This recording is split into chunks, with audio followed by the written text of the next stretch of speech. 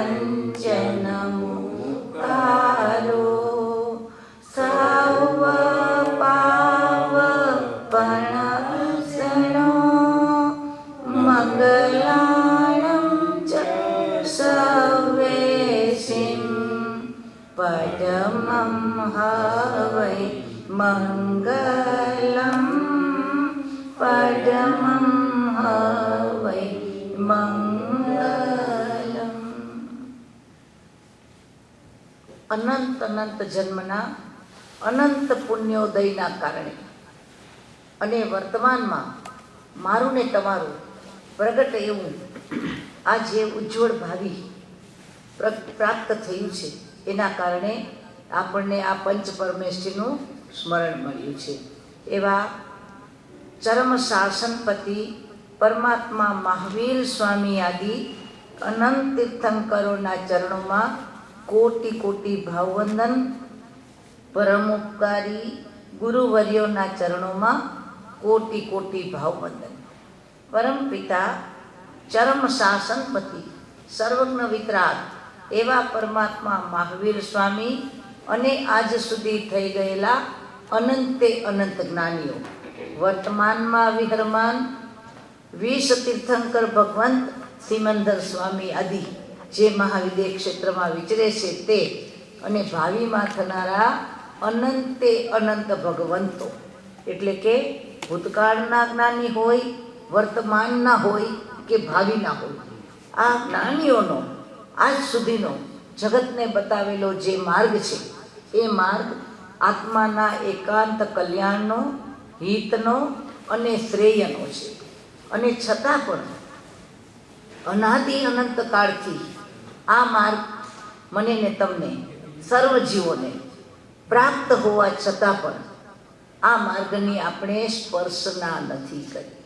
એનું કારણ એટલું જ છે કે જીવાત્માને પોતાનું હિત શું છે, કલ્યાણ શું છે કે શ્રેય શું છે એનું ભાન થયું નથી.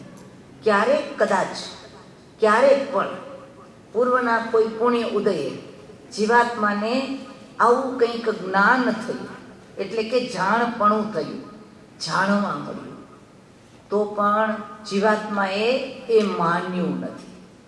જુઓ, આપણે સૌ ધર્મ તો જાણીએ છીએ, પરમાત્માની આજ્ઞા પણ સાંભળી છે, જાણી છે, અને છતાં પણ મારા ને તમારા જીવનમાં એ આજ્ઞા પ્રમાણે આપણો વ્યવહાર, આપણા જીવનનો માર્ગ, આપણા જીવનના તમામે તમામ ભાવો એ આજ્ઞા પ્રમાણે કેમ થતા નથી? તો જ્ઞાની કહે છે કે જાણવું એને જ્ઞાન કહેવાય, અને માનવું એને શું કહેવાય? દર્શન કહેવાય. એટલે મેં ને તમે જાણ્યું છે પણ માન્યું નથી. આપણે હૈયા સાથે વાત કરવી છે, આપણા પોતા સાથે વાત કરવી છે કે જે જીવાત્માએ જાણ્યું કે ઝેર ખાઈએ તો મરી જઈએ, બરાબર છે ને? જેણે જાણ્યું કે ઝેર ખાઈએ તો મરી જઈએ, એ જીવે આજ સુધી ક્યારેય ઝેર ખાધું ખરું? શું કામ નથી ખાધું? કારણ કે એને જાણ્યું છે કે ઝેર ખાઈએ તો મરી જઈએ. અને આપણે પણ જાણ્યું છે કે પાપ કરીએ તો દુઃખી થવાય, અને છતાં પણ ઝેર ખાતા નથી ને પાપ કરીએ છીએ. તો આ જાણ્યું કહેવાય? વ્યવહાર જગતમાં જાણ્યું કહેવાય, પણ આપણે એને માન્યું નથી. જીવનની અંદર પરમાત્માએ આ સૌથી વધારે જાણપણું જ્યાં પ્રાપ્ત થાય એવો ભવ મનુષ્ય ભવ બતાવ્યો. કારણ કે આપણે પણ જાણીએ છીએ કે નિગોદમાં રહેલો જીવ ક્રમે ક્રમે બહાર આવે. એકેન્દ્રિય, બેન્દ્રિય, 3 ઇન્દ્રિય, 4 ઇન્દ્રિય, પંચેન્દ્રિય, એમાં પણ તિર્યંચ, દેવતા, નાગી, અને આખરે સંઘની પંચેન્દ્રિય બન્યો. એટલે હવે એમની પાસે જે મનુષ્ય પણ પ્રગટ થાય, પ્રાપ્ત થાય, અને એ વખતે જો જીનવાની સાંભળવા મળે તો જ્ઞાની કહે છે કે એનું જાણપણું કંઈક અંશે પણ લેખે લાગ્યું કહેવાય. પરંતુ આવું મનુષ્યપણું પ્રાપ્ત થયા પછી પણ અને જીનવાણી સાંભળ્યા પછી પણ આ જીવાત્મા આ અનંત યાત્રામાં આજ સુધી જે મનુષ્યપણું જ પરમાત્માએ કેવું બતાવ્યું, દુર્લહે ખલુ માનુષે ભવે. પરમાત્માના જ્ઞાનમાં બીજી કોઈ વસ્તુ દુર્લભ નથી બતાવી. છું ચિન પરમાત્મા, સર્વજ્ઞ વિતરાગ, કેવલ જ્ઞાની વિતરાગ એવા પરમાત્મા જ્યારે જગતની દુર્લભ વસ્તુઓનું વર્ણન કરે ત્યારે નવગ્રૈવેક સુધીના દેવલોકના આવા દિવ્ય સુખોને પણ પરમાત્માએ ક્યારેય દુર્લભ નથી કહ્યા.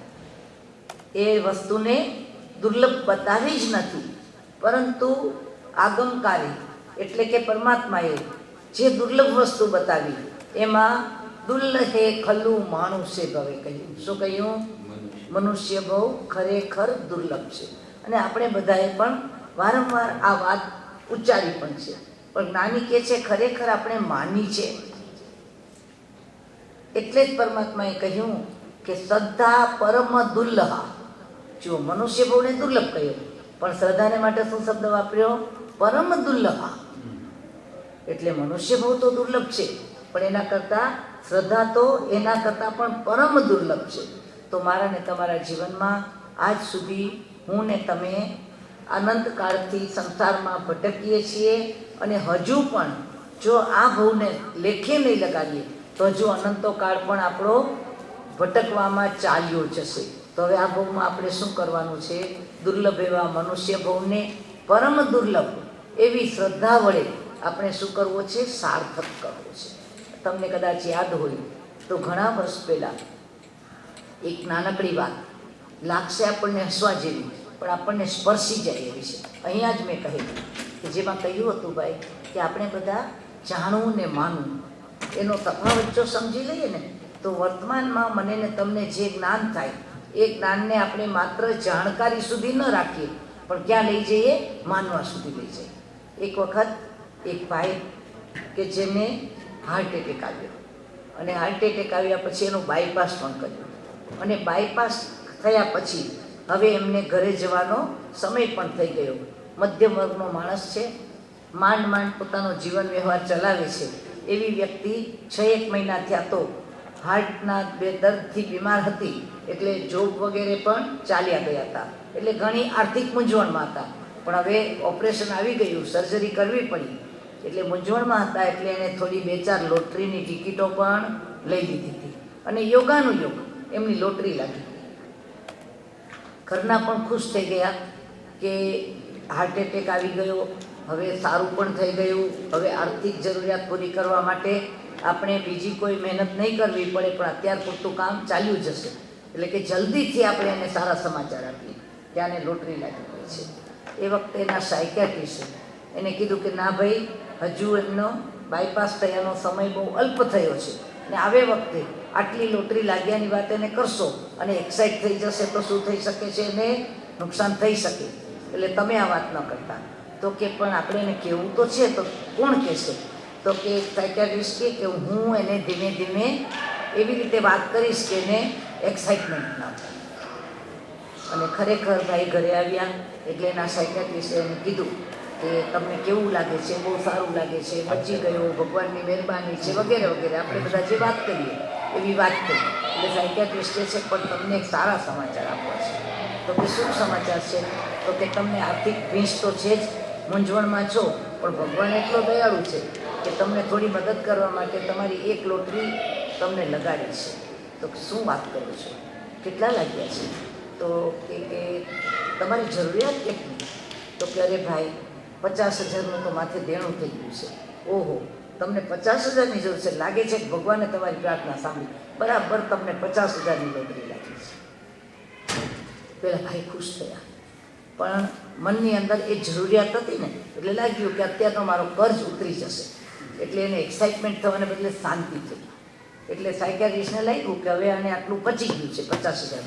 એટલે હળવેકથી પાછું પૂછે છે, પણ મને લાગે છે કે ભગવાન તમારા ઉપર દયા કરવા માગે છે, કારણ કે તમે બોલ્યા કે આ મારું કર્જ ઉતારી દઈશ, 50,000 લાગ્યા ને હું દેણું ચૂકવી દઈશ. એટલે ભગવાન કે આને થોડી વધારે મદદ કરે. એટલે ખરેખર તમને કહું કે તમને 1 લાખની લોટરી લાગી છે. શું કીધું ભાઈ? 1 લાખની. એટલે પેલો વિચાર કરે છે કે હમણાં હજી 50,000 કહેતા હતા, લાખ ક્યાં જ થઈ ગયા?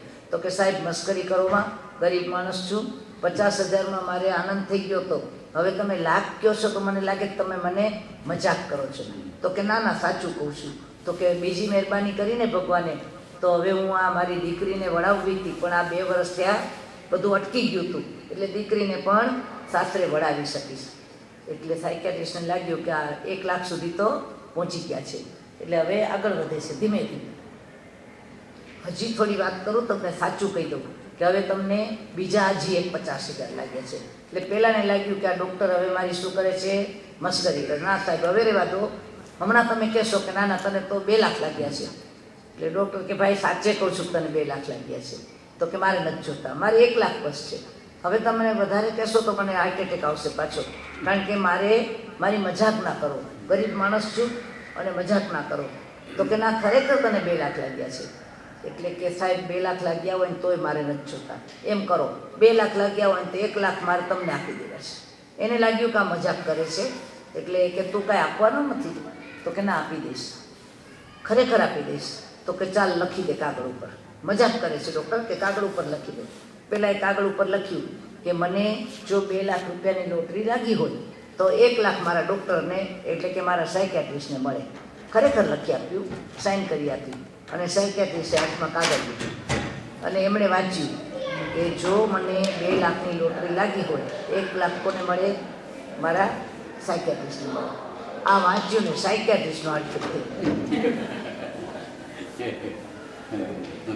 આવું બની શકે કે ન બની શકે? બની શકે. જોકે સાયકિયાટ્રિસ્ટ જાણતો હતો કે એક્સાઇટ ન થતો, ભણ્યો હતો, એને શીખડાવવામાં આવ્યું હતું કે આવી જાતનો એક્સાઇટમેન્ટ થાય તો હાર્ટ એટેક આવી શકે.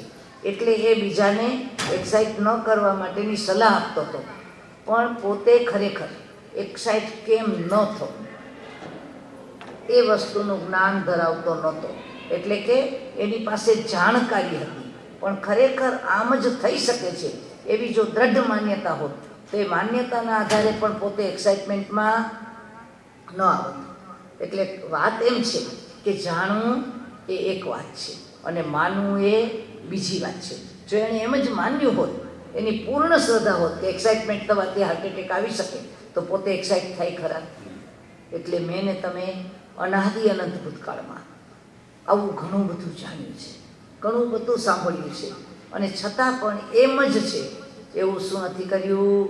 માન્યું નથી. એટલે જ પરમાત્મા કહે છે કે શ્રદ્ધા પરમ દુર્લભ. શ્રદ્ધા ખરેખર દુર્લભ છે, અને જ્ઞાનીના માર્ગમાં જ્ઞાન દર્શન વિના મોક્ષનો માર્ગ ક્યારેય પણ પૂર્ણ થતો નથી. એટલે મેં ને તમે આજ સુધીમાં અનેક વખત એવી તક પણ મેળવી હશે કે સાક્ષાત જીનના, તીર્થંકરના, કેવલી સર્વજ્ઞ વિતરાગના સંવસરણમાં સ્થાન પણ પામ્યા હશે, અને એમની વાણી પણ કાનમાં પડી હશે. પરંતુ આ આમ જ છે એવી શું નથી કરી? દ્રઢ શ્રદ્ધા નથી કરી. એટલે જ્ઞાની કહે છે કે હવે મને ને તમને કદાચ આજે સાક્ષાત તીર્થંકર નથી, કેવલી પણ નથી, શ્રુત કેવલી એટલે 14 પૂર્વધર પણ નથી, એટલે કે ગણધર વગેરે નથી, પણ જ્ઞાની કહે છે એની વાણી આપણી પાસે છે. શું છે? જીનેશ્વર પરમાત્માની વાણી આજ મને ને તમને આગમો વડે ઉપલબ્ધ છે. હવે અત્યારે વર્તમાનમાં આપણો આધાર હોય તો કોણ છે? એકમાત્ર જીનવાણી. તો હવે આ ભાવની અંદર આપણે જો આ જીનવાણી વડે જ્ઞાન પણ ન કરીએ તો આપણું જ્ઞાનાચારનું આપણે જે પ્રાપ્ત કરવાનો ભાવ નિર્ણય હતો એ કાર્ય પૂર્ણ થતું નથી. એટલે સૌથી પહેલું કામ આપણું શું છે જીવનમાં?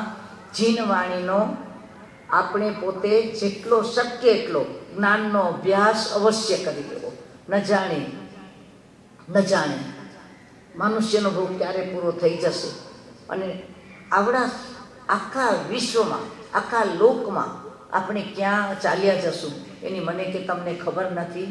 અને ફરીથી આ મનુષ્ય ભોગ મળે, આર્ય ક્ષેત્ર મળે, ઉત્તમ કુળ મળે, 5 ઇન્દ્રિય પૂર્ણ મળે, આરોગ્યમય શરીર મળે, દીર્ઘાયુ મળે, એમાં પણ પાછો સદગુરુનો યોગ મળે, અને સદગુરુનો યોગ મળ્યા પછી સત્શાસ્ત્રનું શ્રવણ કરીએ, અને શ્રવણ કર્યા પછી એમાં શ્રદ્ધા કરીએ.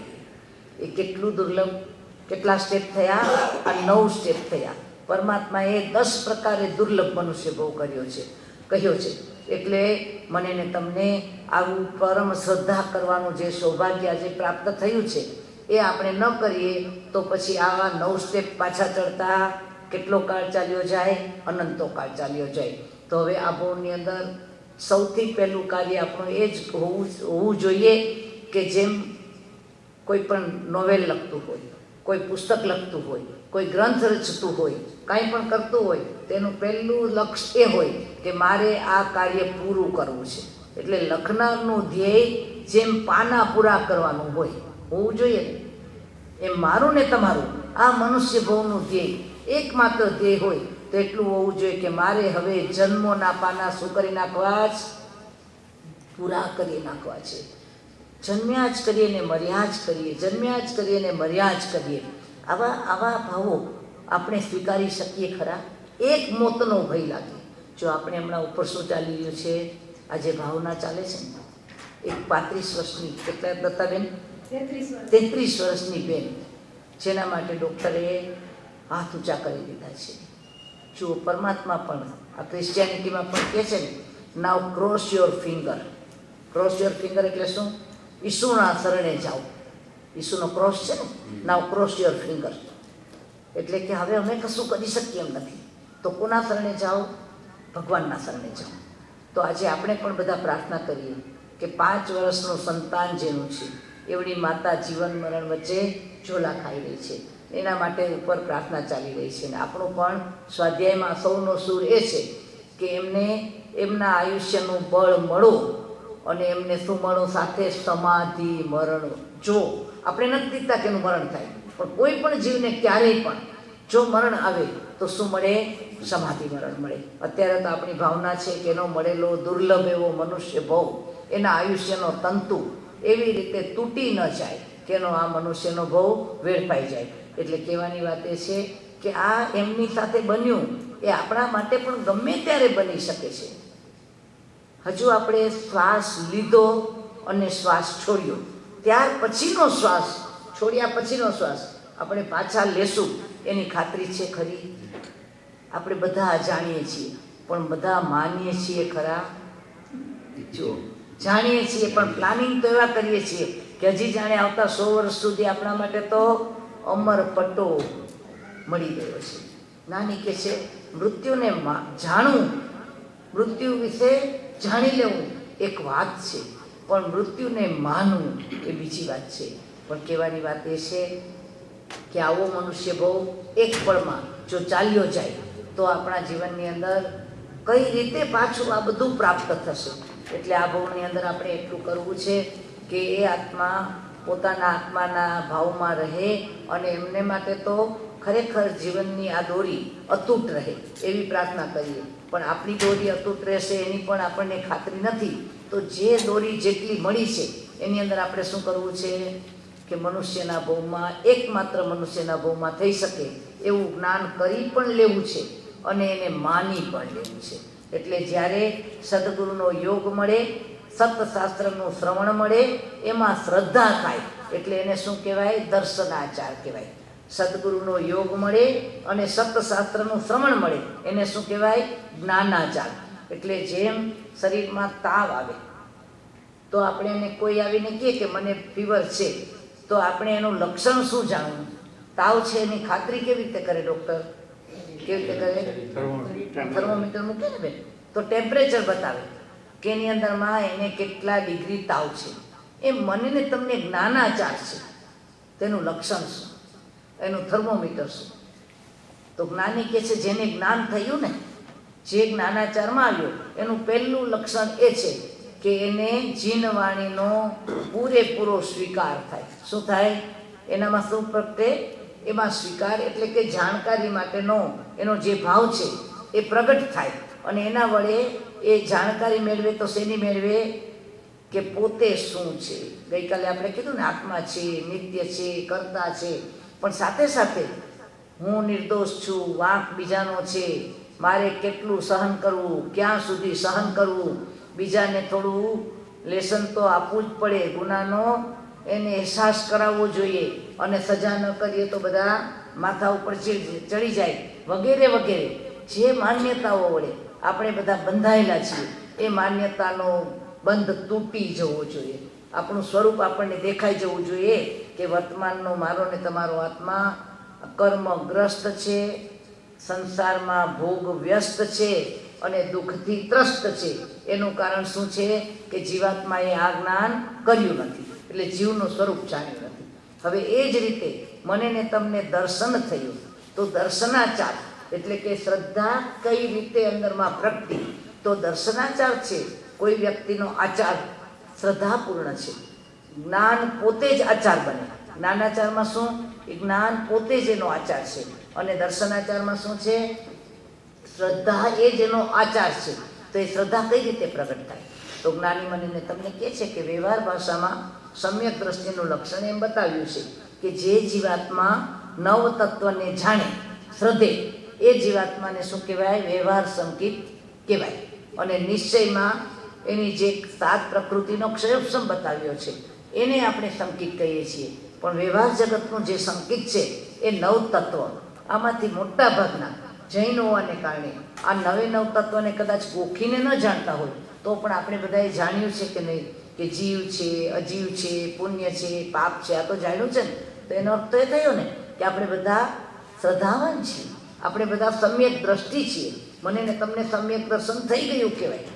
જ્ઞાની કે આ થયું જ છે, પણ ક્યારે થયું ગણાય? કે જો જ્ઞાનીએ બતાવ્યું છે એ સ્વરૂપને તું એમ સ્વીકારે, અને સ્વીકારીને શ્રદ્ધે, એટલે જાણ્યું અને માન્યું. તો હવે આપણે આપણી જાતને એક થર્મોમીટર લઈએ, એક મીટર લઈએ, એના વડે માપવું છે કે આપણામાં પંચાચારનું પ્રગટ લક્ષણ કેટલું છે. તો હવે પહેલું લક્ષણ આપણને કહે છે કે હું ને તમે જીવ તત્વને માનીએ છીએ. ગઈકાલે પણ આપણે વાત કરીને કે જીવ તત્વ જાણ્યું, તો આ જીવ તત્વ જાણ્યા પછી એના માટે આપણે જાણીને જીવનના આ વ્યવહારમાં કઈ રીતે એને પ્રેક્ટિકલ રૂપમાં લાવવું, કઈ રીતે એપ્લાય કરવું. તો જીવ કેવો છે? આપણે વ્યવહારમાં કહીએ ને, અસંખ્યાત પ્રદેશી છે, જ્ઞાતા દ્રષ્ટા છે, શુદ્ધ સ્વરૂપી છે, જ્ઞાન દર્શન એનો પિંડ છે. આ બધું તો જાણ્યું, પણ જ્ઞાની મને ને તમને કહે છે જીવ જાણ્યા પછી આપણા જીવનની અંદર સૌથી વધારે એ જીવનું લક્ષણ શુદ્ધ દ્રવ્ય હોવાને કારણે જે પ્રગટ ભાવ થવો જોઈએ એ કેવો થવો જોઈએ? કે જ્ઞાતા દ્રષ્ટાપણું પ્રગટવું જોઈએ. તો કઈ રીતે પ્રગટે? તો મારા ને તમારા જીવનમાં આ સંસારના તમામ જીવો સમાન છે, તો પણ એક જીવ પ્રત્યે રાગ અને બીજા જીવ પ્રત્યે શું જાગે છે? દ્વેષ જાગે છે. આપણે વ્યવહાર કેવો છે કે જીવ પ્રત્યે આપણને દ્વેષ જાગતા એક પળ લાગે છે. જો અજીવ પ્રત્યે છે ને આપણો રાગ ભાવ છે. તો કેવી રીતે? તો કે અજીવ વસ્તુ આપણે ગુમાવીને, લાઈક પરિગ્રહ, તો આપણે એના માટે આર્ત ધ્યાન કરશું, પણ જીવ પ્રત્યે આપણે રૌદ્ર ધ્યાન કરશું. કેવી રીતે? તો કે આપણું એક દેશમાં ઘર છે, કોઈ માણસનું ઇન્ડિયામાં ઘર છે, અચાનક ધરતીકંપ થયો કે કોઈ પૂર વગેરે આવ્યા અને એમાં આખું ઘર નાશ પામ્યું, દટાઈ ગયું કે તણાઈ ગયું.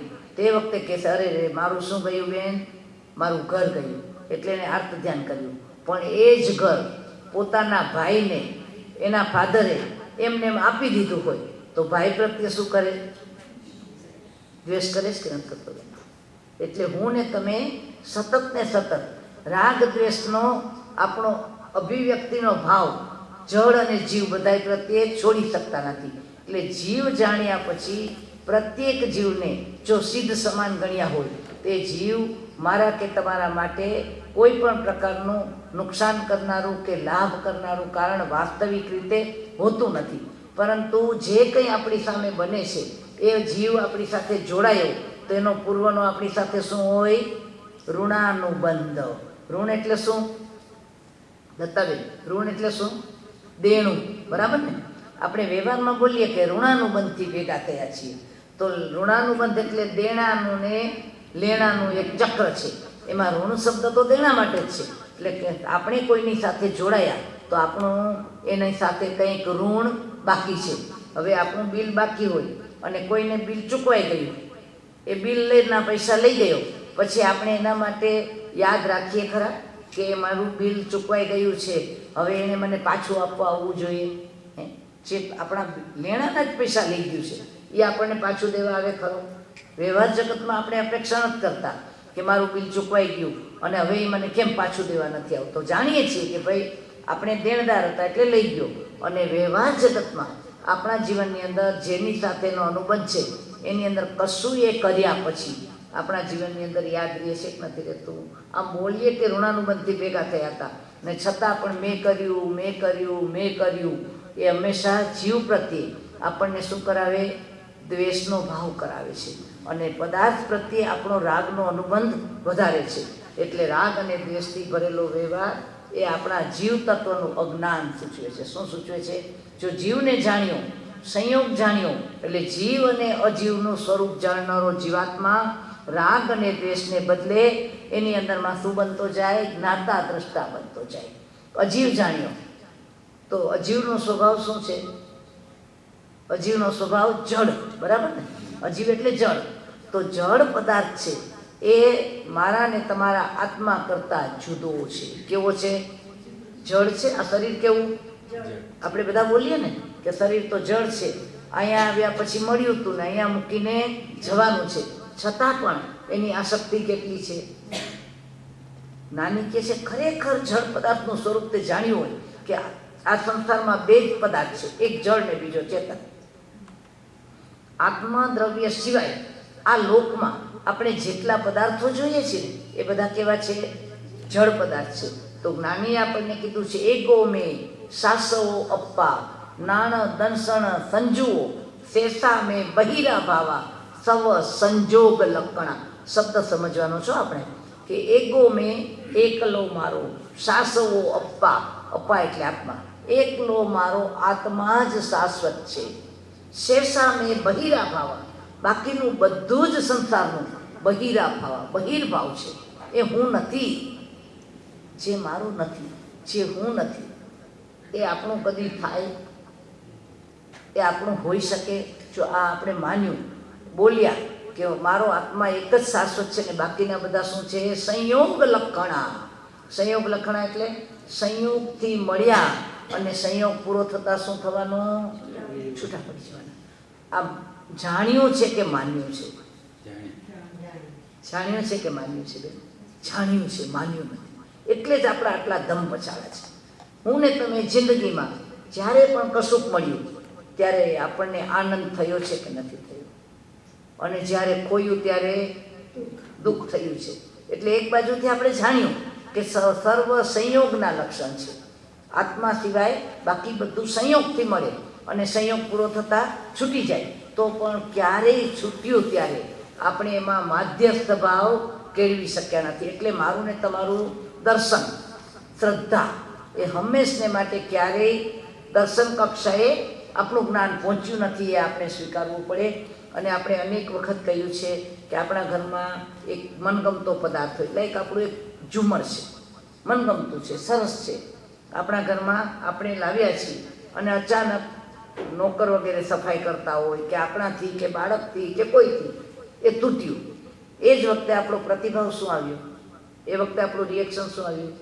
અરે તૂટી ગયું. અથવા તો જેણે તોડ્યું એના તરફ શું આવ્યો? ગુસ્સો આવ્યો, અણગમો થયો, દ્વેષ જાગ્યો. એટલે પહેલાં તો જીવદ્રવ્ય જાણ્યું હતું તો પણ એને કરનારો માન્યો. શું માન્યો? કે એણે આ તોડ્યું છે.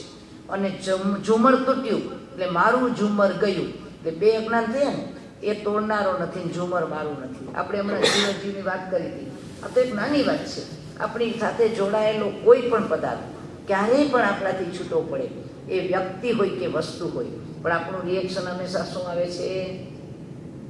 જ્ઞાન ભર્યું, જે જાણ્યું એ માનેલું છે એવું આવે છે? ક્યારેય નથી આવતું.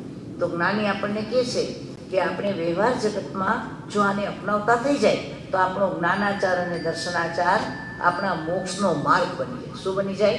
રાગદ્વેષથી મુક્ત થવા માટેની સાધના, મોહનો ક્ષય, એ જ મોક્ષનો માર્ગ છે.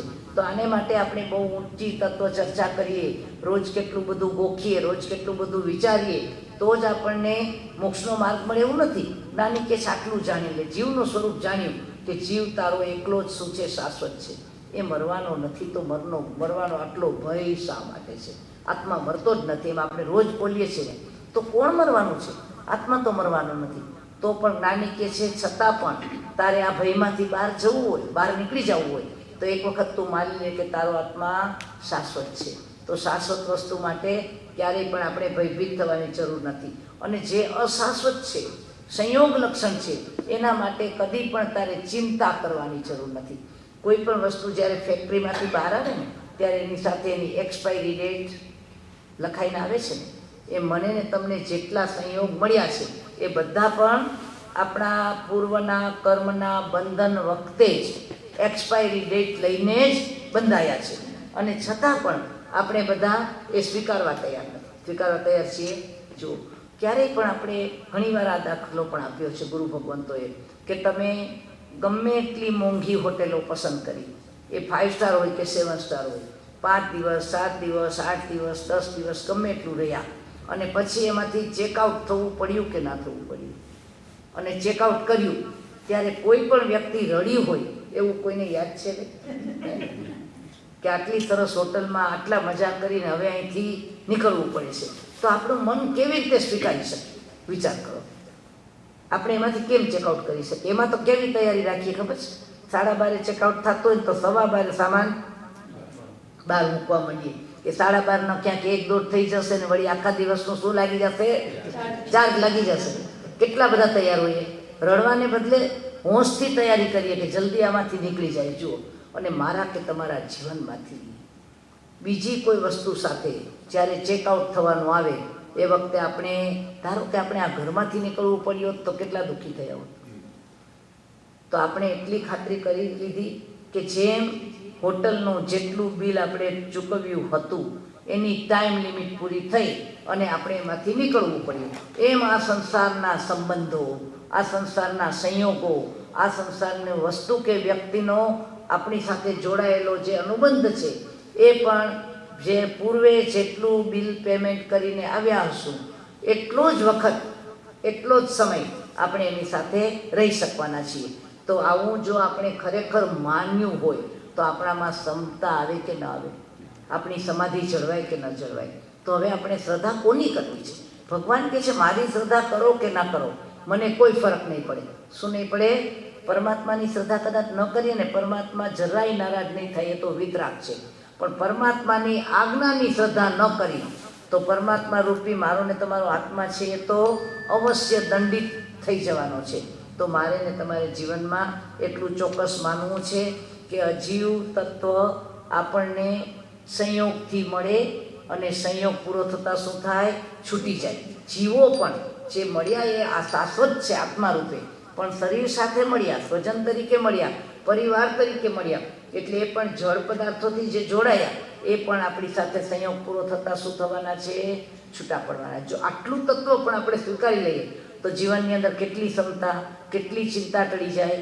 જીવનના બધા જ સંબંધોમાં આપણે કેટલા માધ્યસ્થ અને તટસ્થ ભાવ સાથે જીવી શકીએ. તો જ્ઞાની આપણને કહે છે કે જીવ તત્વ અને અજીવ તત્વ જાણનારો સમતામાં આવી જાય. શું આવી જાય? કારણ કે બંનેનું સ્વરૂપ જાણ્યું. નાના પહેલાં પણ આપણે કહ્યું હતું બેન, એકમાત્ર જ્ઞાન વડે અને શ્રદ્ધા વડે જીવનના તમામ દુઃખોનો અંત આવે. આવી કોઈ વાત કરે ને તો આપણે ઘડીભર લાગે કે આપણને જ્ઞાન તો છે તો પણ દુઃખનો અંત કેમ નથી આવતો? આપણે કંઈ કર્મ છે અને માત્ર જ્ઞાન કરવાથી થોડો દુઃખોનો અંત આવી જાય? જ્ઞાની કહે છે જરૂર આવી શકે. એક પાંજરું છે, એની અંદર સિંહને પૂર્યો છે અને અંદર સિંહ ગર્જના કરે છે. સામે એક વ્યક્તિ બહાર ઊભી છે અને બીજી એક બકરી પણ ઊભી છે. સિંહ જ્યારે ગર્જના કરે એ વખતે બકરી થરથર કાપે છે, પણ બહાર ઊભેલો માણસ એટલો કાપતો નથી. એનું કારણ શું છે? કે માણસ જાણે છે કે સિંહ તેમાં છે, પાંજરામાં છે, એ અત્યારે મને ખાઈ તો શકવાનો નથી, પણ બકરી જાણતી નથી કે આ પિંજરામાંથી સિંહ બહાર નીકળી ન શકે, એટલે એ થરથર કાપવા માંડે છે. એમ જ્ઞાની કહે છે કે મને ને તમને જો ખરેખર વિશ્વાસ હોય કે મારા ને તમારા કર્મ સિવાય આ જગતના ગમે એટલા સિંહો ગમે એટલી ગર્જના કરે તો પણ એ આપણું તો જ ખરાબ થાય કે જો આપણા શું હોય? એની સાથેના પૂર્વના એવા અનુબંધ હોય. બાકી કોઈ વ્યક્તિ, કોઈ વસ્તુ, કોઈ પદાર્થ, કોઈ સંયોગ એ આપણા આત્માનું કશું નુકસાન કરી શકે નહીં. તો એવે વખતે આપણે જ્ઞાન હોય તો નિર્ભય થઈ શકીએ કે ન થઈ શકીએ? ક્ષમતામાં રહી શકીએ કે ના રહી શકીએ? તો જીવનની અંદર જીવ અજીવ જાણવાનું સ્વરૂપ એટલું જ છે કે આપણામાં તાટસ્થ્ય આવે, માધ્યસ્થ આવે અને સમતાનો ગુણ કેળવાય. આગળ ઉપર આપણે પુણ્ય તત્વ માન્યું. પુણ્ય તત્વ જાણ્યું ને, તો પુણ્ય તત્વ જાણવાનું ફળ શું? જ્ઞાની કે છે પુણ્ય વડે શું શું પ્રાપ્ત થાય ને શાના વડે પુણ્ય બંધાય. આ દ્રવ્યાનું યોગમાં આપણે જાણ્યું, પણ જ્ઞાની કે છે પુણ્ય વડે પ્રાપ્ત પદાર્થો એનો ભોગવટો કરનારો જીવાત્મા પાપ બાંધે કે પુણ્ય બાંધે? જો પુણ્ય વડે પુણ્યાનુબંધી પુણ્ય કરનારો પુણ્યને ભોગવતો નથી પણ પુણ્યને ત્યાગે છે. પુણ્યાનુબંધી પુણ્ય પણ ક્યારે બંધાય છે? કે જ્યારે પુણ્ય ઉદયમાં આવ્યું એનો ભોગવટો કરવાને બદલે એને શું કર્યું? ત્યાગ કર્યો. એટલે ભોગ કરનારો તો હંમેશા પુણ્ય વડે પ્રાપ્ત સુખોનો ભોગ કરનારો તો દુર્ગતિને જ પામે છે. શું પામે છે? જો માન્યામાં આવે છે બેન, આપણે બધા પુણ્ય માગીએ છીએ. ભાગ્યશાળી બનવું છે કે ભગવાન બનવું છે? આપણે જીવનમાં નક્કી કરવું છે કે આપણે ભાગ્યશાળી બનવું છે કે ભગવાન બનવું છે? બધાને ભાગ્યશાળી બનવું ગમે. ભાગ્યશાળી બને ને શું શું મળે? શરીર, પરિવાર, પરિગ્રહ, આ બધાનું સુખ મળે. પણ આ બધાના સુખના ઉપભોગ વડે અનુત્તર કામ ભોગ, ચક્રવર્તીનું સુખ એટલે કેવા કામ ભોગ? અનુત્તર, શ્રેષ્ઠમાં શ્રેષ્ઠ, એનો ભોગવટો કરનારો આત્મા એ ભોગ કરતો જ રહે અને ચક્રવર્તીની પદવીમાં, ચક્રવર્તીના ભોગ વચ્ચે છેલ્લા શ્વાસ સુધી એ એમાં ને એમાં ડૂબ્યો રહે. તે મૃત્યુ પામીને ક્યાં જાય? પાક્કું આપણને લાગે છે. આપણે બોલીએ તો છીએ અને જાણીએ છીએ, પણ માનીએ છીએ કે જેટલા ઊંચા પુણ્ય એનો જેટલો ઊંચો ભોગવટો. ઊંચા પુણ્ય એટલે ભૌતિક જગતની વાત કરું છું, આધ્યાત્મિક જગતમાં નહીં. ભૌતિક જગતના પુણ્ય વડે પ્રગટ એવા તમામ સુખો, એના ભોગવટાનો જેટલો વધારે ને વધારે ભાવ આપણે કરીએ અને ભોગવતા જઈએ તો ત્યાં એક જ એક્ઝિટ છે, અનુત્તર કામ ભોગ, અનુત્તર નર્ક. આ અનુત્તર નર્કનો દરવાજો અનુત્તર કામ ભોગના માર્ગેથી જ ખુલે છે, ત્યાં બીજો વે નથી. એટલે હું ને તમે જન્મ્યા ત્યારથી તરસીએ છીએ, ઝંખીએ છીએ, માગીએ છીએ, શોધીએ છીએ. એ તો શું છે? સાતા, અનુકૂળતા, સગવડ અને સુખ. આ બધું મળી પણ ગયું તો મારા ને તમારા મહાવીર આ બધું મળ્યા પછી ભોગવવા સંસારમાં રહ્યા કે છોડીને નીકળી ગયા? વિચાર કરજો. મહાવીર સ્વામી ઘરમાંથી ભાગ્યા, મહેલમાંથી ભાગ્યા કે જેલમાંથી ભાગ્યા? જંબુ સ્વામી મહેલમાંથી ભાગ્યા કે જેલમાંથી ભાગ્યા? શાલિભદ્રજી મહેલમાંથી નીકળ્યા કે જેલમાંથી નીકળ્યા? જો વિચાર તો કરો. જેને આ બધું મળ્યું હતું એ બધા છોડીને નીકળ્યા. જો ભોગવવામાં વાંધો ન હોત, આપણે બોલીએ ને કે અન્યાય અનીતિથી ધન મળે તો એ ખરાબ, પણ ન્યાય નીતિ સંપન્ન હોય તો પછી ભોગવવામાં કાંઈ વાંધો ખરો? મનને પૂછો. બધું ન્યાય નીતિ સંપન્ન હોય તો પછી ભોગવવામાં કાંઈ વાંધો ખરો? જો જીન શાસન સિવાય આ ભેદ આપણને કોઈ નહીં સમજાવે. તો પરમાત્માને, તીર્થંકરોને જે મળ્યું હતું એ બધું અન્યાય અનીતિથી મળ્યું હતું? શેના વડે મળ્યું હતું? પૂર્વના પુણ્ય વડે. તો પણ એ જાણતા હતા કે જો પુણ્યમાં અટકી ગયા અને પુણ્યનો માત્ર ભોગવટો જ કરતા રહ્યા તો પુણ્ય ભોગવતા બંધાય એ શું બંધાય? પાપ બંધાય. એટલે આપણે પુણ્યનું સ્વરૂપ જાણ્યા પછી પુણ્યને પ્રગટ કરવું છે તો કેવી રીતે કરવું છે? બાય પ્રોડક્ટમાં. જે આત્મા ધર્મ કરે છે એ આત્મા ધર્મ કરતાં કરતાં જે કંઈ ક્રોપ, આપણે કહીએ ને કે આપણે અનાજ વાવ્યું તો અનાજ વાવ્યું, એના દાણા મળ્યા, સાથે ઘાસચારો મફતમાં મળ્યો. શું મળ્યો? જેણે ડાંગર વાવી કે જેણે ઘઉં વાવ્યા, એણે વાવ્યા છે શેના માટે? દાણો લેવા માટે. એટલે ઉપરનો દાણો લઈ લીધો તો ઘાસચારો તો બાય પ્રોડક્ટમાં એમને મળ્યો ને. તો એ દાણો લેનારને ઘાસચારાની આસક્તિ હોતી નથી. શું નથી હોતી? પણ કોઈ ઘાસચારો ઉગાડે તેને દાણા મળે ખરા? તો પુણ્ય શું છે બેન? એ ઘાસચારાની જેમ મૂકે છે. પુણ્ય વડે પુણ્ય કરવા જાય તો, પણ જ્યારે ધર્મ કરીએ છીએ એ ધર્મ વડે ધર્મ વડે મોક્ષ મળે, નિર્જરા થાય. અને સાથે સાથે નાની કે છે ધર્મ કરનારો જીવ, હું ને તમે માત્ર એક સામાયિકનું વ્રત કરીએ ને, 2 ઘડીનો સંવર, 2 ઘડીનો સંવર, એ કરતાં એ કરનારો જીવાત્મા 2 ઘડીની સામાયિકમાં જેટલું નિર્જરાનું કાર્ય કરે, પણ સાથે સાથે જે બાય પ્રોડક્ટમાં જે પુણ્ય મળે, એ પુણ્ય કેટલું છે કે આપણે વૈમાનિકના દેવલોકના સુખો બાંધી નાખીએ. શું કહે, જો મોક્ષમાં ન ગયા અને વચ્ચે ક્યાંય મુકામ કરવો પડે તો એક આપણો આવતો ભવ શેનો થાય, એ વખતે 7 કર્મના બંધ તો 24 કલાક ચાલે છે. પણ ધારો કે આયુષ્યનો બંધ પડ્યો તો પણ એ વૈમાનિક દેવલોકનો જ પડે. શું પડે? વૈમાનિક દેવલોકનો. એટલે ધર્મ કરતા, અને એ વૈમાનિક દેવલોકનો બંધ એવી રીતે પડે કે ત્યાં વૈમાનિકના સુખ પણ એને બાંધી ન શકે. કારણ કે એ શું છે? બાય પ્રોડક્ટ છે.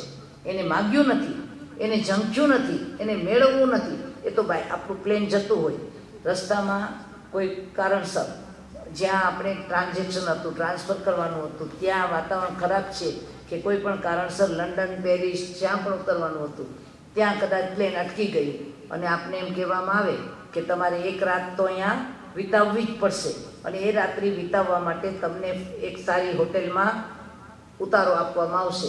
હવે જેને ઘરે પહોંચવાની ઉતાવળ છે, જેને ધ્યેયને પહોંચીને ત્યાં અનેક કાર્યો કરવાના છે, એવી વ્યક્તિને 1 રાત્રિનો ઉતારો કદાચ હોટેલમાં મળ્યો તો એ હોટલને એન્જોય કરે ખરો? મળી તો છે, અને છતાં પણ એના મનમાં ઉતાવળ શેની હોય? ક્યારે ફ્લાઇટ મળે અને ક્યારે હું જલ્દીથી ઘર ભેગો થાઉં. આ સહજ વાત છે ને. અજ્ઞાન જીવ હોય ને તો કે ચાલો 1 રાત અહીંયા આરામથી રોકાઈ જઈએ. એ કોને હોય? કે જેને ઝંખ ના હોય કે મને આવી જગ્યાએ રહેવા મળે, 1 રાત પેરિસમાં ફ્રી મળી જાય તો હું તો શું કરીશ? પેરિસ આખું ઘૂમી લઈશ. તો એ ત્યાં અટકી જાય. પણ જેને ઘરે પહોંચવું છે એને 1 રાત પેરિસમાં હોય કે 5 રાત હોય, પણ એનું મન તો અંદરથી શું તરસતું હોય. એમ ધર્મ કરનારો જીવાત્મા, એને જે બાય પ્રોડક્ટમાં દેવલોક પણ મળી જાય તો પણ ત્યાં રાજતો નથી. શું નથી કરતો? રાજતો નથી. એટલે જ્ઞાની કે છે પુણ્યમાં અટક્યો તો પુણ્યના ભોગવટા વડે એ જીવાત્મા નર્ક સુધી ચાલ્યો જાય છે. એટલે પુણ્ય તત્વ જાણ્યા પછી આપણે વિવેક કરવાનો છે. પુણ્ય તત્વ જાણીને પુણ્યમાં અનંતવાર અટકી ગયા એટલે માગીને જે મળ્યું એને ભોગવતા પાછા અનંત સંસારની શું કરી નાખી? વૃદ્ધિ કરી નાખી. અને પાપ તત્વ જાણવું. પાપ તત્વ, પાપ કેટલા છે? ચિંતાસનમાં પાપ બતાવ્યા છે ને? કેટલા બતાવ્યા છે? 18. બરાબર ને? હવે 18 પાપ સ્થાનક તો આપણે બધા જાણીએ છીએ.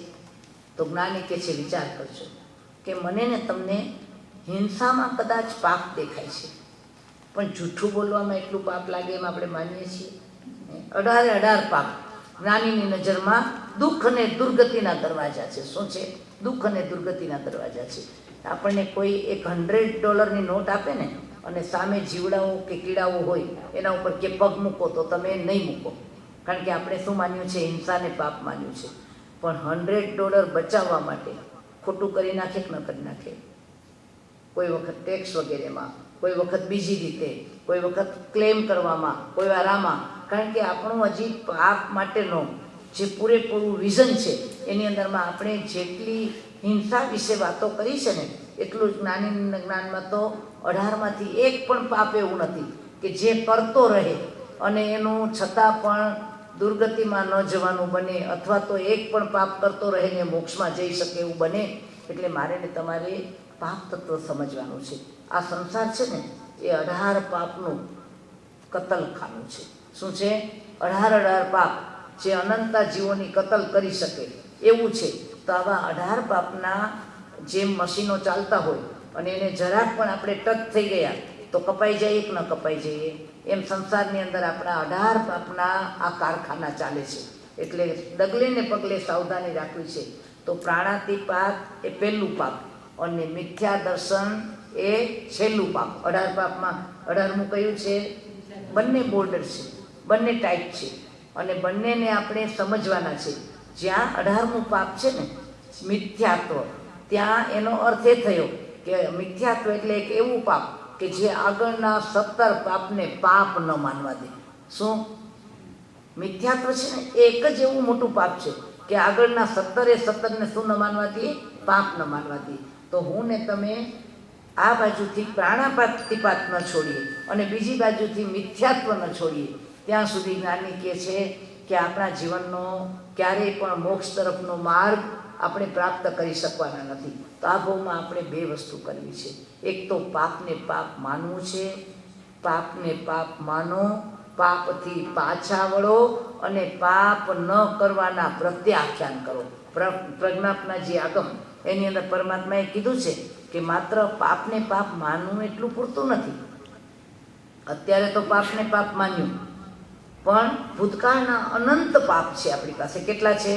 મેં ને તમે અનંતા ભવમાં અનંત પાપ કર્યા છે, એની કબૂલાત કરીએ. આપણે માનવું જ પડશે, કારણ કે ભગવાનને પૂછ્યું તો ભગવાન પ્રત્યેક જીવાત્માના આત્માના પ્રદેશ ઉપર કેટલા કર્મ છે. તો પરમાત્માનો જવાબ હતો કે એક નર્કમાં અસંખ્યાતિ વાર જન્મ લઈએ તો પણ ખૂટે નહીં એટલા પાપ મારા ને તમારા આત્માના પ્રદેશ ઉપર છે. એટલા અશુભ કર્મો. અશુભ કર્મ શેના વડે બંધાય? પાપ વડે. તો ભૂતકાળમાં આપણે કેટલા પાપ કર્યા છે? તો કે અનંતા પાપ કર્યા છે. હજુ એનો આખો સ્ટોક. પણ આપણને પ્રોબેશન ટાઈમ મળ્યો છે. શું મળ્યો છે? આ પ્રોબેશન ટાઈમમાં નેગોશિએટ કરીએ ને તો છુટકારો થઈ શકે. પણ જજમેન્ટ આવી ગયું તો એટલે જ્ઞાની કે પાપને પાપ માનો અને મારા ને તમારા આત્મા ઉપર અનંતા પાપ કર્મોના જે થર અશુભ કર્મ રૂપે પડ્યા છે એનો શું કરવાનો છે? આ ભાવમાં નિકાલ કરવો છે. એટલે કેવી રીતે કરવો? કોઈ તમને કહે કે તમારો ભૂતકાળ સુધારી દો, ચાલો વર્તમાન સુધારવાની વાત કરે તો આપણે કહીએ બરાબર, અમે સાવધાન રહીશું. ભવિષ્ય સુધારવાની વાત કરે તો કે અમે એના માટે પછખાણ લઈ લેશું. પણ ભૂતકાળ થઈ ગયો છે, જે પાપ થઈ ગયું છે એ કેવી રીતે સુધારવું? જે પાપો થઈ જ ગયા છે એને કેવી રીતે સુધારવા? ભૂતકાળ સુધરી શકે?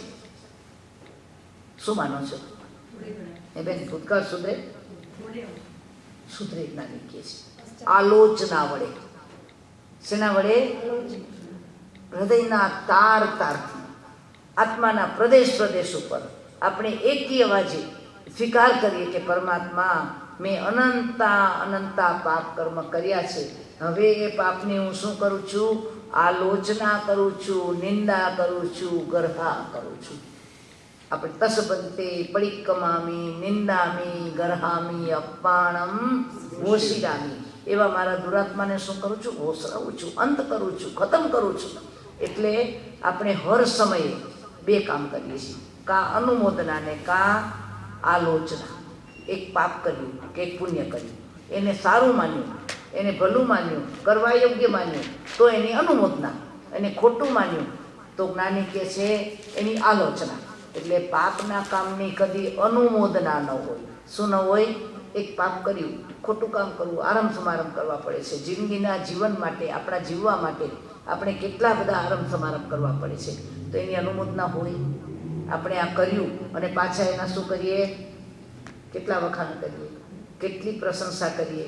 મારા જેવું તો કોઈને આવડે નહીં.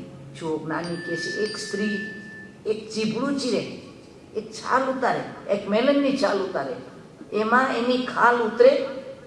ભવાંતરમાં ખંડક મુનિની ઉતરી હતી ને, કેવું પાપ કર્યું હતું? એક મેલન. આપણે બધાએ પણ જીવનની અંદર આવા તો કેટલા કાર્યો કર્યા છે, અજ્ઞાનપણે કર્યા છે, મોહપૂર્વક કર્યા છે. અને કર્યા પછી પાછી એની શું કરી છે? અનુમોદનાઓ કરી છે. અને એટલા જ કારણે શું થાય છે? અનંત અનુબંધ પડે છે. સારા કે ખરાબ બંને શુભાશુભ ભાવના હંમેશા શું પડે છે? અનુબંધ પડે છે. એટલે જ્ઞાની કે છે સાવધાન બની જા. સમ્યક દ્રષ્ટિનું પ્રત્યેક પાપ છેલ્લું હોય. કેવી રીતે છેલ્લું હોય?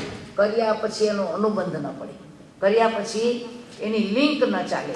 ત્યારે હું ને તમે મોહવશ, અજ્ઞાનવશ એ રીતે પાપમાં ઊંડા ઉતરતા જઈએ છીએ કે અનંત અનુબંધ આપણા ચાલે છે. એટલે જ્યારે પણ કાર્ય થાય એ વખતે આપણે શું હોવા જોઈએ? અવેર હોવા જોઈએ, બેહોશ ન હોવા જોઈએ. એટલે તો આપણે શું કરી શકશું? આલોચના કરી શકશું અને અનુબંધને અટકાવી શકશું. પાપ જાણ્યા પછી પાપને માનો અને પાપથી પાછા વળો. એટલે કે આલોચના કરો અને ભાવિમાં પાપ ન કરવાની પ્રતિજ્ઞા કરો. એટલે આપણે પ્રતિક્રમણ કરીએ ત્યારે બોલીએ છીએ ને કે ગયા કાળનું પ્રતિક્રમણ, વર્તમાન કાળનો સંવર અને આવતા કાળના પચકાણ, એટલે 3 કાળ આપણા સુધરી ગયા. એટલે પાપ તત્વ જાણ્યું પણ માન્યું નહીં તો એના આપણે અનંત અનુબંધ કરીએ છીએ.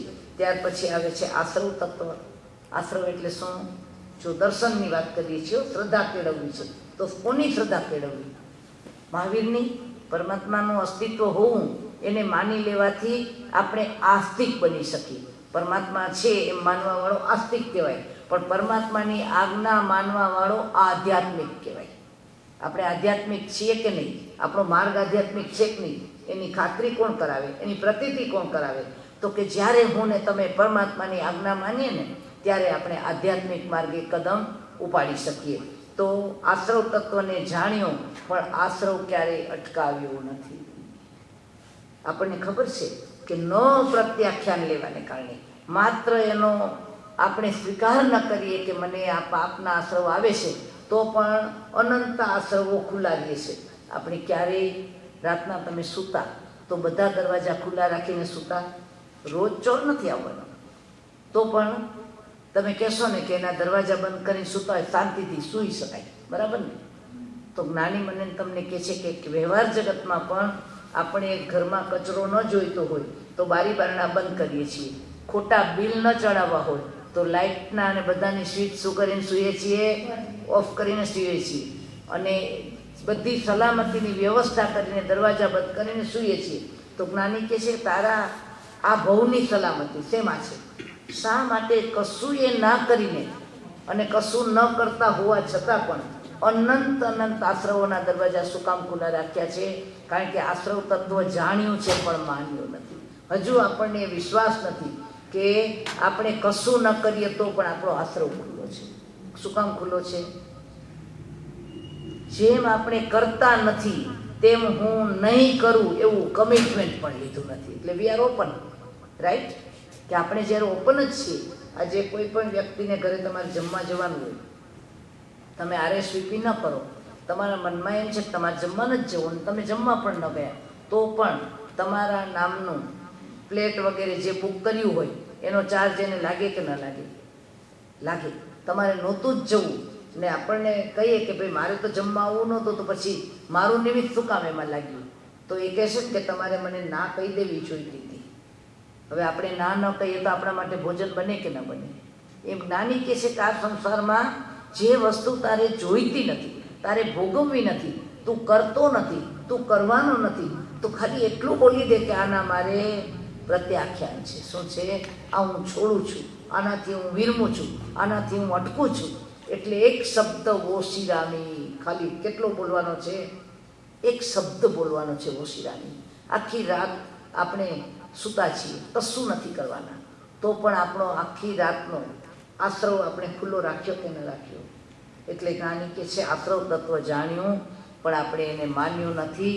એટલે જેમ બિલ આવે એ આપણને દેખાય છે કે મારું ઇલેક્ટ્રિસિટીનું બિલ ખોટે ખોટું આવી ગયું કારણ કે ઘરની બધી સ્વિચો ઓન રહી ગઈ હતી, હું ઘરમાંય નહોતો, મેં લાઇટનો ઉપયોગ કર્યો નથી, તો પણ બિલ આવી ગયું. એ આપણને પ્રત્યક્ષ દેખાય છે. એમ જ્ઞાની કહે છે અનાદિ અનંત ભૂતકાળથી આજ સુધી આપણો આશ્રવનો દોર અતૂટપણે ચાલ્યો આવે છે. જો આ આશ્રવ કોણ દેખી શકે? કેવડી સિવાય કોઈ ન દેખી શકે. એટલે જગતમાં મને ને તમને આપણે જે માર્ગાનુસારીના ગુણ છે ને ત્યાં સુધીની વાતો તો બધા ધર્મમાં આપી છે. શું આપી છે? માનવતાની વાતો, પ્રમાણિકતાની વાતો, આ બધી વાતો કોણે કરી છે? જગતના બધા ધર્મોએ કરી છે. પણ જીન શાસનમાં જે સર્વજ્ઞ કેવળી, જે આનંદ અનુબંધ જાણે છે, જે આશ્રવના તંતુ જાણે છે, જે સંવરના દરવાજા કેમ બંધ થાય એનું વિજ્ઞાન જાણે છે, એના સિવાય આ વાત આપણને કોઈ બતાવી શકે એમ નથી. ને સદભાગ્યે આપણી પાસે આજે એનું આખું વિજ્ઞાન છે. કાબોમાં આપણે ચોક્કસપણે જે જાણ્યું એને હવે શું કરવું છે? માનવું છે. એટલે આશ્રવ તત્વ જાણ્યા પછી સંવર તત્વ. સંવર એટલે શું? આવતા પાપના પ્રવાહને રોકો. આશ્રવ જાણ્યા એટલે દરવાજા જાણ્યા કે શેમાંથી આપણું પાપ આવે છે. અને સંવર તત્વ એટલે જે પ્રકાર પરમાત્માએ 17 પ્રકારના સંયમની વાત કરી છે. જુઓ, આખું જગત બેન્દ્રી, તેન્દ્રી, ચૌરેન્દ્રી, પંચેન્દ્રિય આ બધા જીવોને તો બધા જુએ છે, દેખાતા જીવોને બધા જુએ છે, પણ માત્ર કેવડી જ જુએ. એ માત્ર કેવા જીવો છે? સૂક્ષ્મ જીવો, કે જેને કોણ જોઈ શકે? સિદ્ધના જીવોને કોણ જુએ? જે અરૂપી છે, જે દ્રવ્ય દ્રશ્યમાં નથી આવતું, જેને કોઈ પણ પ્રકારે સ્પર્શી ન શકાય, સૂંઘી ન શકાય, સાંભળી ન શકાય, જોઈ ન શકાય, ચાખી ન શકાય, એવા તત્વને અરૂપી કહેવાય. તો અરૂપેને જાણનારા એવા કેવલી પરમાત્મા સિવાય આ વાત મને ને તમને કોઈ બતાવી શકનાર નથી. તો 17 પ્રકારનો સંયમ પરમાત્માએ આપણને બતાવ્યો છે. તો મારે ને તમારે આ ભાવમાં એટલું જ બોલવાનું છે, અસંજમમ પર્યાણામી સંજમમ સંપજામી. હે પરમાત્મા, આ અસંવર અસંયમનો ત્યાગ કરીને હું ક્યાં આવું છું? સંવરમાં આવું છું. એટલે સંવરમાં આવવું એટલે પરમાત્માની આજ્ઞાને જાણવારૂપ અને માનવારૂપ જે કરી હતી એને હવે શેમાં કરવાની છે? ધારવારૂપ કરવાની છે, આચરવારૂપ કરવાની છે. અને બંધ તત્વ આવે છે. બંધ એટલે શું? કર્મનું આત્મા સાથેનું જોડાણ. હવે આપણે બધા માનીએ છીએ કર્મ બંધાય છે, તો આપણે કેટલા બંધથી ડર્યા? કર્મનો બંધ જાણીએ છીએ, પણ કર્મબંધનો આપણને જરાય ભય નથી. એટલે ડગલે ને પગલે આપણે કર્મના બંધ તરફ જ 24 કલાક શું કરીએ છીએ?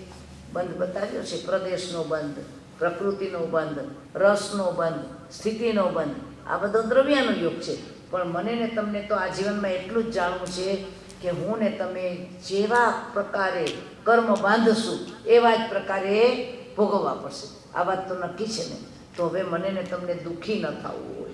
સંસારમાં કોઈને મરવું ગમતું નથી, અને છતાં પણ બધાને મરવું પડે છે. તો આ મરણ અટકાવવા હોય તો શું કરવું પડે? નવો જન્મ ન જોઈએ. જગત આખું અમર બનવાની વાતો કરે. શાની વાતો કરે? મરવું નથી, અમર બનવું છે. ત્યારે પરમાત્મા કહે છે કે અમર બનાવીએ જ નહીં. જ્યાં સુધી જન્મ હોય ત્યારે અમર બનાવીએ. એકવાર જન્મ્યા તો મરવું અવશ્ય પડે. એટલે મારે ને તમારે આવતા ભવમાં ખરેખર અમર બનવું હોય તો કેવી રીતે બનાવીએ? હવે જન્મ ન લઈએ તો આપણે અમર બની ગયા. જન્મ લેશું તો નિર્માણ નક્કી છે કે મરવું પડશે. તો આપણો જન્મ કોણ કરાવે છે? જન્મ કોણ કરાવે? આપણી ભાવના કરાવે, આપણી ઈચ્છા કરાવે, આપણી જ વિશ, આપણા જ અંદરના ભાવો, આપણા જ મનના જે કંઈ અનુબંધો છે એ જ આપણો જન્મ કરે. બાકી સંસારમાં કોઈ પરમાત્મા કોઈને ક્યાંય પણ જન્મ દેતો નથી કે ક્યાંય મોકલતો નથી. પરમાત્મા મોકલે આપણને ગતિમાં, દુર્ગતિમાં કે સદગતિમાં કોણ મોકલે છે? પાક્કું છે કે? તો હવે આપણે કંટ્રોલ કરવો હોય તો કોને કરવાનું? જો પેલું આપણને નાનકડું દ્રષ્ટાંત આપ્યું હતું ને, એક તાપસ તપ કરે, એના મનની અંદર અનેક પ્રકારના તપ કરવાના ભાવ. માંસખમણના પારણે માંસખમણ કરે. માંસખમણના પારણે માત્ર એક ફળ ખાય, બીજું કશું ના ખાય. તાપસ છે. અને આ એક ફળ ગમે ત્યાંથી પણ લાવે અને પારણું કરીને પાછું 1 મહિનાનું તપ કરી લે. આવા તપસ્વી, આવા મુનિ, અને છતાં પણ એકવાર એને ધ્યાનમાંથી આંખ ખુલી જાય, સામે ઝૂંપડીની બહાર નજર જાય અને નાનકડું એવું બોરનું દર્શન થઈ જાય. શું થઈ જાય? બોરડી ઉપર એક બોર પાક્યું છે, બહુ જ સુંદર બોર છે. અને તાપસના મનમાં એવો વિકલ્પ આવી જાય. વિકલ્પ આવ્યો છો કે મારે પારણે આ બોર ખાવું છે. આ વખતે જ્યારે માંસખમણ પૂરું થશે એટલે પારણે શું ખાઈશ? આ બોર ખાઈશ. વિચાર કરજો. આવો મનમાં વિકલ્પ આવ્યો અને એના કારણે એના મનમાં એક ભાવ પેદા થયો કે આ બોર ખાવો છે. અને યોગાનો યોગ, એ જ રાત્રિએ એનો કાળધર્મ થઈ ગયો, મૃત્યુ આવી ગયું. હવે છેલ્લા સુધી મનમાં ભાવ કયો હતો? બોર ખાવું છે. કર્મ છતાંય વિચાર કરવો પડે. આટલું અઢળક પુણ્ય છે, આટલું તપ કર્યું, એનું પુણ્ય કેટલું હોય? તો એ જીવને તો દેવલોકમાં મોકલી શકાય. કર્મ તો એમ કહે છે કે દેવલોકમાં જઈ શકાય, પણ કર્મ છતાં એ વિચારવું પડ્યું કે દેવલોકમાં જશે તો બોર ખાશે કેવી રીતે? ઔદારિક બોર અને વૈક્રય શરીર ખાઈ જતા બેન. આપણે જે કંઈ ભગવાનને ધરીએ છીએ ને એ ભગવાન તો કશું ક્યાં છે? સિદ્ધગતિમાં. આપણે તો એક સિમ્બોલ બનાવીએ છીએ ખાલી, બાકી ભગવાન કશું ખાનારા. અરે વૈક્રય શક્તિવાળા દેવતાઓ પણ આપણો ઔદારિક કણ પણ લઈ શકતા નથી, ખાતા નથી. ખાલી આપણે આપણા ભાવના પ્રતિક રૂપે કાંઈ પણ નૈવેદ્ય વગેરે કરીએ છીએ. પણ કહેવાની વાત એ છે કે આ દેવલોકમાં તો એને મોકલાય નહીં, કારણ કે ત્યાં ઔદારિક શરીર નથી. એટલે એ બોર ખાઈ શકે નહીં. એનું પુણ્ય એટલું છે કે એને બોર ખાવા મળવું જોઈએ. તો પછી કર્મ સત્તાએ સેકન્ડ ઓપ્શન કયો આપ્યો? મનુષ્યમાં મોકલી. 9 મહિના માતાના ગર્ભમાં રહેનારું આ બાળક, 9 મહિના માતાના ગર્ભમાં રહીએ તો 9 મહિના બોર થોડું રહે, એ બોર થોડું ટકે. અને 9 મહિના પછી પણ આ બાળક જન્મે તો જન્મેલું બાળક એ બોર ખાઈ શકે ખરું? તો હવે કરવું શું? કર્મ સત્તાનો ચુકાદો આવ્યો કે બોરમાં કીડો બનાવી દો. શું કર્યું? તથાસ્તુ. કર્મ સત્તા એક જ શબ્દ બોલે છે, તથાસ્તુ. જે ભાવ કર્યો ને કર્મ કે તથાસ્તુ. ધર્મનાથ પરમાત્મા 15મા ભગવાન એની સભામાં આવો એક ઉંદરડો આવ્યો હતો, મોક્ષગામી જીવ હતો. ભગવાનને ઇન્દ્રએ પ્રશ્ન કર્યો હતો કે ભગવાન, આપના સંવત્સરણમાંથી સૌથી નિકટ મોક્ષગામી જીવ કોણ છે? સૌથી પહેલો મોક્ષમાં જનારો કોણ છે? અને ત્યારે ધર્મનાથ પરમાત્માએ આંગળી બતાવીને કહ્યું હતું કે તિર્યંજની સભામાં બેઠેલો પેલો ઉંદરડો એ મારા કરતાં પણ પહેલા મોક્ષમાં જવાનો છે. ઇન્દ્રના મનમાં જિજ્ઞાસા થઈ. એ દોડ્યા, ઉંદરને હાથમાં લીધો. અરે ભાવિના ભગવાન, તમને ભાવિના ભગવાન તરીકે વંદન કરું છું. કેવી રીતે કર્યું કે તમે ધર્મનાથ પરમાત્માની પહેલા મોક્ષમાં જનારો જીવ છો. પણ ભગવાન, તો પછી આ ઉંદર થયો કેવી રીતે? પ્રશ્ન તો થાય ને. અને ધર્મનાથ પરમાત્માએ કહ્યું હતું, મુનિ હતો. કોણ હતો? મુનિ હતો. પણ બંધનો, નિયમો, પ્રતિજ્ઞાઓ, સાધુપણામાં અને શ્રાવકપણામાં આપણે શું થવું પડે છે? કમિટેડ થવું પડે છે. કેટલા બંધનો આપણે જાતે સ્વીકારીએ છીએ. ઘણા કહે કે જૈનોને આ ન ખાવું, આ ન કરવું, ના તે ન કરવું ને. આ માર્ગ કેવો છે? બંધનનો માર્ગ છે. જુઓ, હજુ આપણને એ બંધન લાગે છે. શું લાગે છે? ત્યાગ મુક્તિનો દરવાજો નથી લાગતો. હજુ આપણને શું લાગે છે? બંધન લાગે છે. જો સંયમ લેવો કે સંયમ પાળવો, શ્રાવકપણું પાળવું કે સાધુપણું પાળવું, એમાં પાપના દરવાજા, આશ્રવના દરવાજા બંધ કરું છું. સંવરનો માર્ગ હું સ્વીકારું છું. એ ભાવ ન હોય અને બંધનને બંધન રૂપે લાગ્યું ને, એવા એક આ મુનિરાજ હતા. અને ગુરુ ભગવાન જ્યારે એને રેસ્ટ્રિક્શન કરે કે આ વસ્તુ ન કરાય, પરમાત્માની આજ્ઞા નથી, વીરની આજ્ઞા નથી, આરંભ સમારંભ વડે ધર્મ થાય નહીં, ત્યાગ અને તપ વિના, જ્ઞાન અને વૈરાગ્ય વિના કદી પણ મુક્તિના દરવાજા ખુલે નહીં, આવો ગુરુનો બોધ આવે અને પેલાનું મન જરા સ્વચ્છંદી, એટલે એને વારંવાર થયા કરે કે આ તો બંધન બહુ છે, આમાં માયા બંધન બહુ છે. અને ગુરુ ભગવંત વારે વારે રોકટોક કરે છે. એના કારણે મનમાં એક જાતનું બંધનનો ઉચાટ રહેવા માંડ્યો. એક વખત દિશાએ ગયા છે ટોયલેટ માટે અને પાછા વળ્યા. એ વખતે સાંજના સમયે પાણી વાપરવા માટે એક પાત્ર સાથે લીધું છે અને પાણીનું પાત્ર ત્યાં મૂક્યું છે. પણ એ દિશાએ આવી અને સૂર્યાસ્ત પહેલાંની નિયમ પતાવવા માટે ત્યાં બેઠા છે. એ દરમિયાન ઝાડના થડમાંથી એક બખોલમાં એક ઉંદરનું ઘર હતું. એવો ઉંદર અંદરથી બહાર આવ્યો અને એની સાથે ઉંદરડી પણ છે, 5-6 બચ્ચા પણ છે. એટલે આખો પરિવાર બહાર નીકળીને મસ્તી કરે છે. નાના પ્રાણીઓ ઘણીવાર આવી મસ્તી કરતા હોય છે. એ જોઈને પેલો સાધુ વિચારે છે કે મારા કરતાં તો આ એક ઉંદરડો પણ મજા કરે છે. શું વિચાર આવ્યો બેન? આને છે કાંઈ બંધન? કોઈ કહેનારું છે? ગુરુ તો કે સાંજ પછી બહાર ન જવાય ને, આમ ન કરાય ને, આ વિહાર કરવો પડે ને, લોજ કરવો પડે ને, ગોચરી પાણીના નિયમ પાળવા પડે ને. અરે રે, આના કરતાં તો હું ઉંદરડો હોત તો પણ સારું હતું. આટલો વિકલ્પ, આજુ એક એક વિકલ્પો શું કરે છે. અને કર્મ સત્તાએ નોંધી લીધું. આ કર્મનું કોમ્પ્યુટર છે, આખું કોસ્મિક કોમ્પ્યુટર છે. એની અંદર મારો અને તમારો પ્રત્યેક ભાવ નોંધાય છે અને કેરી ફોરવર્ડ થાય છે. આમાં તો આપણે બટન પણ પુશ કરવું પડે ફોરવર્ડ કરવા માટે. અને ત્યાં તો ઓટો સિસ્ટમ છે આખી, એ આપણી સાથે ભેગું આવી જાય બધું. અહીંયા કાંઈ પણ વિકલ્પો કર્યા ને એ સંકલ્પ બનતા વાર નહીં લાગે. અને સંકલ્પ પડતા અવશ્યપણે કટ્ટાણ કમાણ ન મોકતી. અને એ જ વખતે આ મુનિરાજ આ ભાવની અંદર આવ્યા અને પાછા ત્યાંથી ગયા પણ ખરા, પણ પ્રાયશ્ચિત કર્યું, પ્રતિક્રમણ વ્યવહારમાં કર્યું. શું કર્યું? પણ એ વખતે એના મનની અંદર પેલો ભાવ ન પ્રગટ્યો કે મેં આવો ખોટો વિકલ્પ, મનુષ્ય બહુ હારી ગયા કે ના હારી ગયા. એક પળમાં મનુષ્ય ભવની ઉત્તમતા છોડી અને તિર્યંજ ગતિની ગતિ તરફ એ ઘસડાઈ ગયા. અને ત્યારે એને પ્રાયશ્ચિત ન કર્યું, આલોચના ન કરી, ભૂતકાળ ન સુધાર્યો. શું ન કર્યું? થયેલું પાપ આલોચના, નિંદા, ગ્રહ અને પ્રતિક્રમણ વડે ધોઈ ન નાખ્યું, પાપ અંદર રહી ગયું.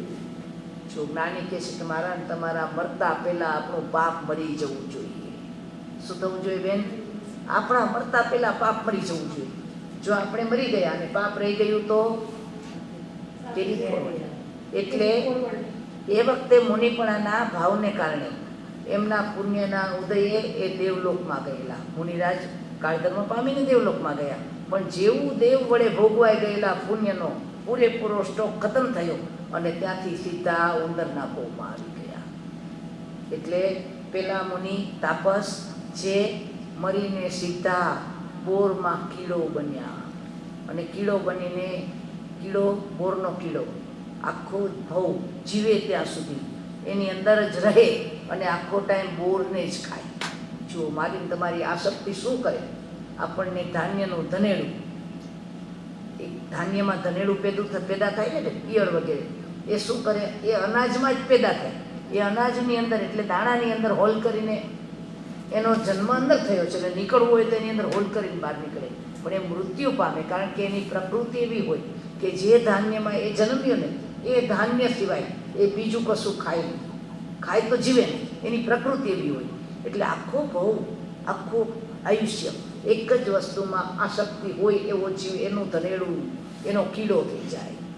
એટલે આવા આપણા ભવનું નિર્માણ કોણ કરે છે? મારો ને તમારો ભાવ કરે છે. એટલે મારે ને તમારે આ ભવના મૃત્યુ પછી બીજો કોઈ જન્મ ન જોઈતો હોય તો જ્ઞાની કહે છે તારો જન્મ કરાવનાર કોઈ પરિબળ હોય, કોઈ તત્વ હોય તો કોણ છે? આપણો ભાવ છે. અજન્મા બન્યું છે. હવે આ ભવમાં આ બધા પાના પૂરા કરવા છે જન્મ મરણના, તો હું જીવનની અંદર જ્યારે ને ત્યારે બંધ તત્વનો વિચાર કરું ત્યારે પરમાત્મા મારો એક પણ નવો અનુબંધ ન પડે અને મારો આ ભવ કેવો બની જાય? આ પાંચમો વારો છે ને, એટલે આપણે વધુમાં વધુ એકાવતારી તો બની જ શકીએ છીએ. કદાચ આ ભવમાં મોક્ષ ન થાય, પણ હવે માગીએ કે પરમાત્મા એક ભવથી વધારે ભવ ન થાય. આવું મારું ને તમારું જો પુરુષાર્થનું અંદરનું વીર્ય પ્રગટે તો આ ભવમાં પણ પરમાત્માનું બોન્ડ છે, આપણા માટે બોન્ડ છે કે તારો ભાવ, તારો જ્ઞાનાચાર, તારો દર્શનાચાર, તારો ચારિત્રાચાર ને તારો તપાચાર, એની અંદરમાં વીર્યાચારને એવું બળવાન બનાવી દે કે હવે તારે એક ભવ પછી વધારે ભવ કરવા ન પડે. પણ હું ને તમે તો હર સમયે હજી ઈચ્છાઓના ટેન્ડર ભર્યા કરીએ છીએ. જન્મ્યા ત્યારથી મરીએ ત્યાં સુધી, ને સવારે ઉઠ્યા ત્યારથી રાત સુધી, અને રાત્રે સપનામાં પણ આપણને સપનામાં દીક્ષા આવે છે. હે બેન, વિચાર કરજો, આપણે કેટલા બધા સપના જોયા, એમાં સપનામાં દીક્ષા કોણે લીધી?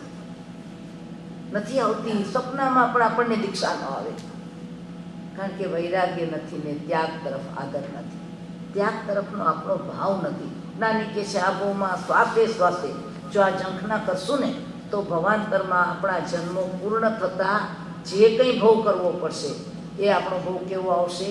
વૈરાગ્યમય જાગશે, અને ત્યાગમય જીવનના કારણે આપણો વેગ મોક્ષ તરફ જશે. એટલે આપણો જ્ઞાનાચાર એ દર્શનાચાર બને તો જ્ઞાન શ્રદ્ધા રૂપે આપણામાં પ્રગટ થાય તો તરત એનામાંથી શું પ્રગટ થાય? ચારિત્રાચાર પ્રગટે. એટલે હવે બંધ તત્વ જાણ્યું છે ને તો એક નક્કી કરું છું કે બંધ નથી જોઈતા, એમાં અશુભ કર્મના બંધ તો નથી જ જોઈતા. એટલે પેલા ઉંદરડાને તો ધર્મનાથ પરમાત્માએ જ્ઞાનમાં જોયો હતો કે હવે અહીંયાથી એ ધર્મબોધ પામીને પોતાનો સંથારો મરણ કરીને આ ભવમાંથી ગયા પછી મહાવિદ્ય ક્ષેત્રમાં જન્મ લઈ અને ત્યાંથી એ તો મારી પહેલાં મોક્ષમાં જવાનો છે. પણ આ મુનિ એને તો આ જે કીડા રૂપે જન્મ લઈ લીધો, હવે આ કીડાને ફરીથી મનુષ્ય થતાં કેટલો કાળ લાગશે? કેટલો કાળ લાગશે? મેં ને તમે આવા અનંત સંસારમાં અનંત ચક્રો પૂરા કર્યા છે. આપણે બંધથી ડરવું છે. નાની કહે છે પાપ નથી કરવા, અનુબંધ નથી પાડવા. નાની કહે છે કે જ્યારે જ્યારે તું પાપ કરે ત્યારે એની અંદરમાં રસ તો તારે કેળવવાનો જ નથી. જ્યારે નિરસપણે પાપ થાય એ વખતે એક એટલું હલકું હોય છે કે જેમ સાકરની માખી એક ઝટકો લાગતા જ ઉડીને ભાગી શકે, પણ બળખાની માખી એમાં ચીટકીને પગને પાંખ ચોટી જાય ને તરફડીને પ્રાણ કાઢે એમ મેં ને તમે અનંત મોહમાં, અનંત વસ્તુ અને વ્યક્તિના સંયોગમાં, અનંત કાળથી અનંત વિષય વાસના, કામ, ભોગ, મોહ અને મમતા આ બધાની ચિકાસની અંદર મેં ને તમે અનંત જન્મો તરફડતા પૂરા કર્યા છે. તો હવે બંધ તત્વ જાણ્યા પછી અપેક્ષા ને ઉપેક્ષા બે તરફ આપણે જાગૃત બની જાય. શું બની જાય? અપેક્ષા કરીએ છીએ તો સંસારના તમામ પદાર્થોની કરીએ છીએ. તમામ અપેક્ષાઓ આપણી એ હંમેશા જન્મોની પરંપરા વધારનારી છે. જેટલી અપેક્ષા, જેટલી ઝંખના, જેટલા ભાવ એટલા જન્મો વધશે. અને ઉપેક્ષા કોની કરીએ છીએ? વિતરાગની આજ્ઞાની કરીએ છીએ. પાલન થાય કે ન થાય, કરી શકીએ કે ન કરી શકીએ. નાની કે છે જાણવામાં આવેલા તત્વના 100% શ્રદ્ધા કરવાની, અને પરુપણામાં તો 101% આવે.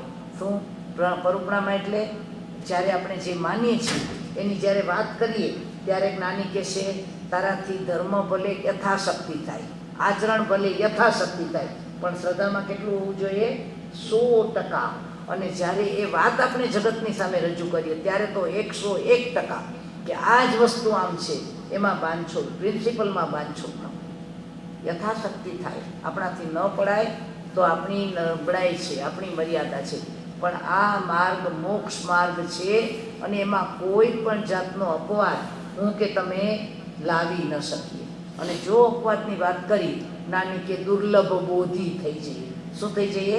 ભવાંતરમાં બોધ પણ પ્રાપ્ત ન થાય. એવા દુર્લભ બોધી ન થવું હોય તો નવે નવ તત્વની આપણે શું કરવી છે? જાણકારી મેળવવી છે, એટલે જ્ઞાન કરવું છે. દર્શન કરીએ છીએ એટલે કે શ્રદ્ધા કરવી છે. અને ચારિત્રમાં લાવીને આપણે ચારિત્રાચારમાં લાવવું છે. એટલે આ 8 તત્વો તો જાણ્યા, પણ 9મું તત્વ કયું છે? મોક્ષ તત્વ છે. શું વિચાર કરજો? મોક્ષ તત્વ મોક્ષ છે ખરેખર? આપણે માનીએ છીએ કે મોક્ષ છે, તો આજ સુધી કેમ મળ્યો નહીં? સરસ વાત છે ભાઈ, તમને આવડી ઉંમરે પણ મોક્ષ છે એની માન્યતા છે, એની શ્રદ્ધા છે. તો હવે એ ખોજવું છે કે મોક્ષ તત્વ આપણે જાણ્યો છે પણ માન્યો નથી. શું ને ખબર જ હોય કે મુક્ત થવાય છે, તો પછી કોણ બંધનમાં રહીએ? મોક્ષ છે, મોક્ષના ઉપાય છે, એ જાણ્યું છે, પણ આપણે જો માન્યું હોત ને તો ઉપાય કરવા માંડ્યા હોત. એક પંખીને પિંજરું જ્યારે અકળાવનારું લાગે તે એ પંખી પણ પોતાની ચાંચ વડે સળિયાના આવા લોખંડના પદાર્થને પણ તોડવામાં લાગી જાય છે. એનાથી તૂટતું નથી, ચાંચ ઘસાઈ જાય છે, તો પણ એ દિવસને રાત મથે છે. શું? સળિયાને તોડવા મથે છે. ત્યારે આપણે સળિયાને ટાઈટ કરતા જઈએ છીએ. એક પણ વ્યક્તિ આપણા જીવનમાંથી ઓછી ના થવી જોઈએ. એક પણ પદાર્થ આપણો ઘટ બોલીએ ને આ બધું એમ ખેમ રાખે ભગવાન. શું રાખે? એમ કેમ રાખે. આ બધું એમ કેમ રીએ તો પછી આપણે અહીંથી એમ કેમ જઈ શકીએ ખરા? વિચાર કરજો. જેને એમ કેમ જવું છે ને એ જ્ઞાની કે છે વિચારે કે પહેલું સુખ તે આત્મજ્ઞાન. આ સંસારમાં પહેલું સુખ હોય તો શું છે? આત્મજ્ઞાન. એટલે મોક્ષ કોનો થાય છે? આત્માને જ મોક્ષ છે ને. બાકી તો સંસાર તો આમ ન રહેવાનો. હું ને તમે એમાંથી નીકળી જઈએ. સંસારનો મોક્ષ મહાવીરે નથી કરાવ્યો. મહાવીરે કીધું કે મેં મહાવીરપણું મારા માટે પ્રગટ કર્યું. મહાવીરે જગત માટે કંઈ કર્યું એ તો વ્યવહાર ભાષા છે. શું કહેવાય? ભગવાને ભગવાનપણું પોતાના આત્માના કલ્યાણ માટે પ્રગટાવ્યું છે. પરમાત્માની આખી સાધના મહાવીર બનવા માટેની હતી. ત્યારે આપણે બધાને તો મહાવીર બનાવવા છે. શું કરવું છે? હજુ એક સામાયિક કર્યું હોય ને ત્યાં બધાને પૂછવાનું નહીં તમે સામાયિક કરો છો? હજી ચોવિયાર શરૂ કરી અઠવાડિયું થયું હોય તો પણ બીજા તરફ ચોવિયાર ન કરનારાઓ તરફ ભાંગડી કરીએ કે ઓલા નથી કરતા હો. પણ આખો ઉંમર વહી ગઈ તારી. અર્જુન મારીને કેટલા વર્ષ મળ્યા હતા બેન? 6 મહિના મળ્યા. કેટલા? 6 મહિના. ને મારા ને તમારા 6 દશકા થઈ ગયા કે ન થઈ ગયા બેન? આપણને 6 દાયકા મળી ગયા તો પણ હજુ બોલો 6 મહિનામાં તરી જાય. ને આપણે 6 દાયકે હજી તરવું છે એવો સંકલ્પ પણ ન કરીએ.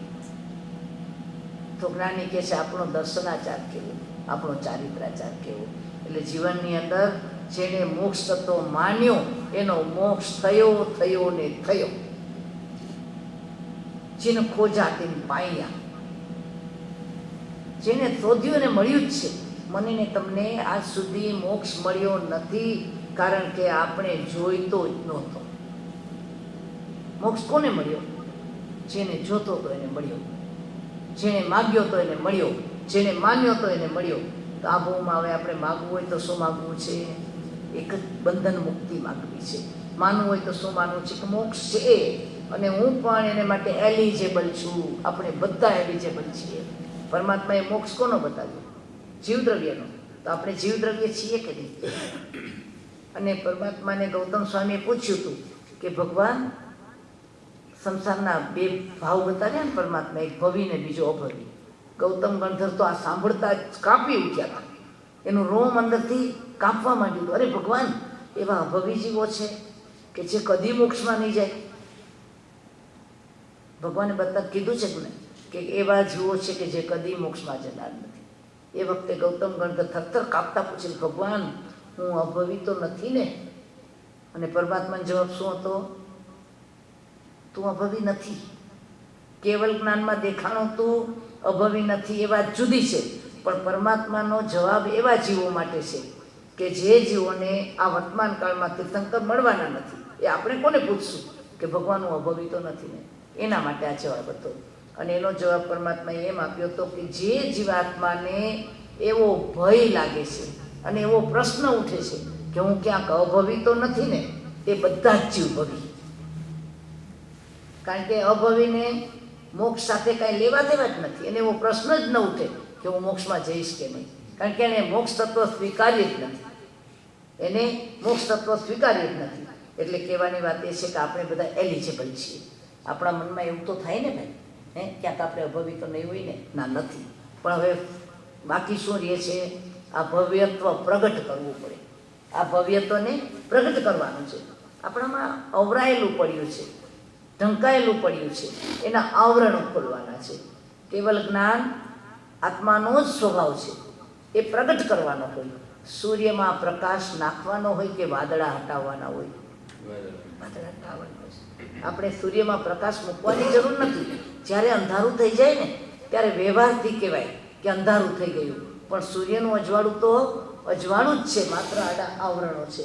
તો મારા ને તમારા અનાદિના અજ્ઞાનના અને મોહના જે આવરણો છે એ તત્વ આપણને જ્યારે જાગૃત કરશે ત્યારે આપણા જીવનની અંદરમાં કયું દર્શનાચાર પ્રગટ થશે.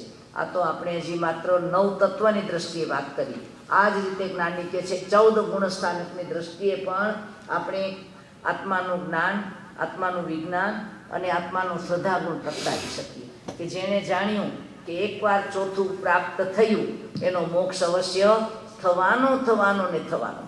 તો ટિકિટ લેવામાં આ પહેલાં તો ઇન્ડિયા જવું હોય તો નિર્ણય કરવામાં કેટલા દિવસો વયા જાય, અને નિર્ણય થયા પછી ટિકિટ લેવામાં થોડા દિવસ વયા જાય. પણ ટિકિટ આવી ગયા પછી અંદર બેસવામાં કેટલી વાર પછી? એક મોમેન્ટ લાગે.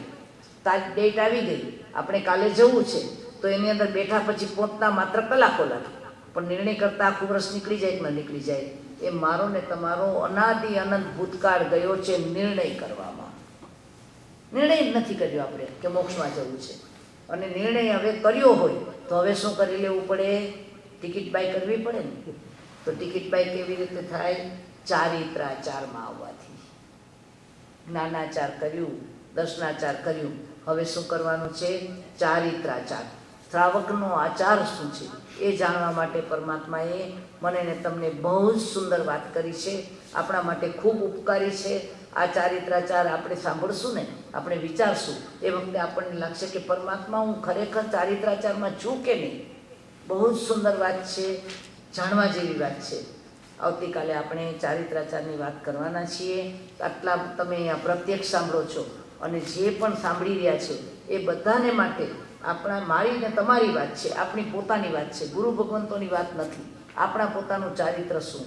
એટલે પરમાત્માએ શ્રાવકો માટે આગમમાં જે ચારિત્રાચાર બતાવ્યો છે એની આપણે વાત કરવી છે. અને એ ચારિત્રાચારમાં પરમાત્માના મુખેથી શ્રાવકો માટે નીકળેલા જે ભાવો છે એને લાયક આપણે કેટલા છીએ એ આપણે વિચારવાનું છે. તો ચારિત્રાચાર એટલે વિરતિ છે. શું છે? જ્ઞાનાચાર વડે આપણે શું પ્રગટ કર્યું? વિવેક પ્રગટ કર્યો. કરવા યોગ્ય શું અને છોડવા યોગ્ય શું. એનું લક્ષણ છે જ્ઞાનાચારનું. અને દર્શનાચાર વડે શું પ્રગટ કર્યું? વૈરાગ્ય. છોડવા યોગ્ય છોડવું જોઈએ અને આદરવા યોગ્ય આદરવું જોઈએ એવો વિવેક જાગ્યો. પછી જે છોડવા જેવું છે એના તરફ શું જાગી જાય? તરત જ વૈરાગ્ય આવે કે આ કરાય નહીં, પાપ બંધાય. જેમ કીડા ઉપર પગ ન મુકાય. હા, પણ આપણી શ્રદ્ધા ઊંધી છે. આપણને કોઈ કીડાઓ જીવતા આપે અને પછી તમને કે માઇક્રોવેવમાં મૂકો તો તમે નહીં મૂકો. ખાતરી છે, ગેરંટી છે કે તમને સામે આમાં તો $100 કીધા હતા પગ ઉપર મૂકવાના, પણ આમાં કદાચ $1000 આપે ને, એક બોલ ભરીને કીડા આપ્યા હોય તો તમે એને માઇક્રોવેવમાં મૂકી શકશો? નહીં મૂકો. પણ નાની કહે છે 1 કપ ચા જરાક ઠંડો થઈ ગયો, 1 કપ કોફી જરાક પીતા પીતા ઠંડી થઈ ગઈ, અથવા તો પીતા પહેલાં ઠંડી ખબર પડી, એ વખતે આપણે માઇક્રોવેવ ખોલીને ગરમ કરશું કે નહીં કરીએ? આપણને શાક દાળ તો ફળફળતા જોઈએ ને. પણ જ્ઞાની કે તારા દાળ શાકને ફળફળતા કરવામાં અનંત વાયુકાયના જીવને તું ફળફળતા કરી નાખ. શું કરીએ બેન?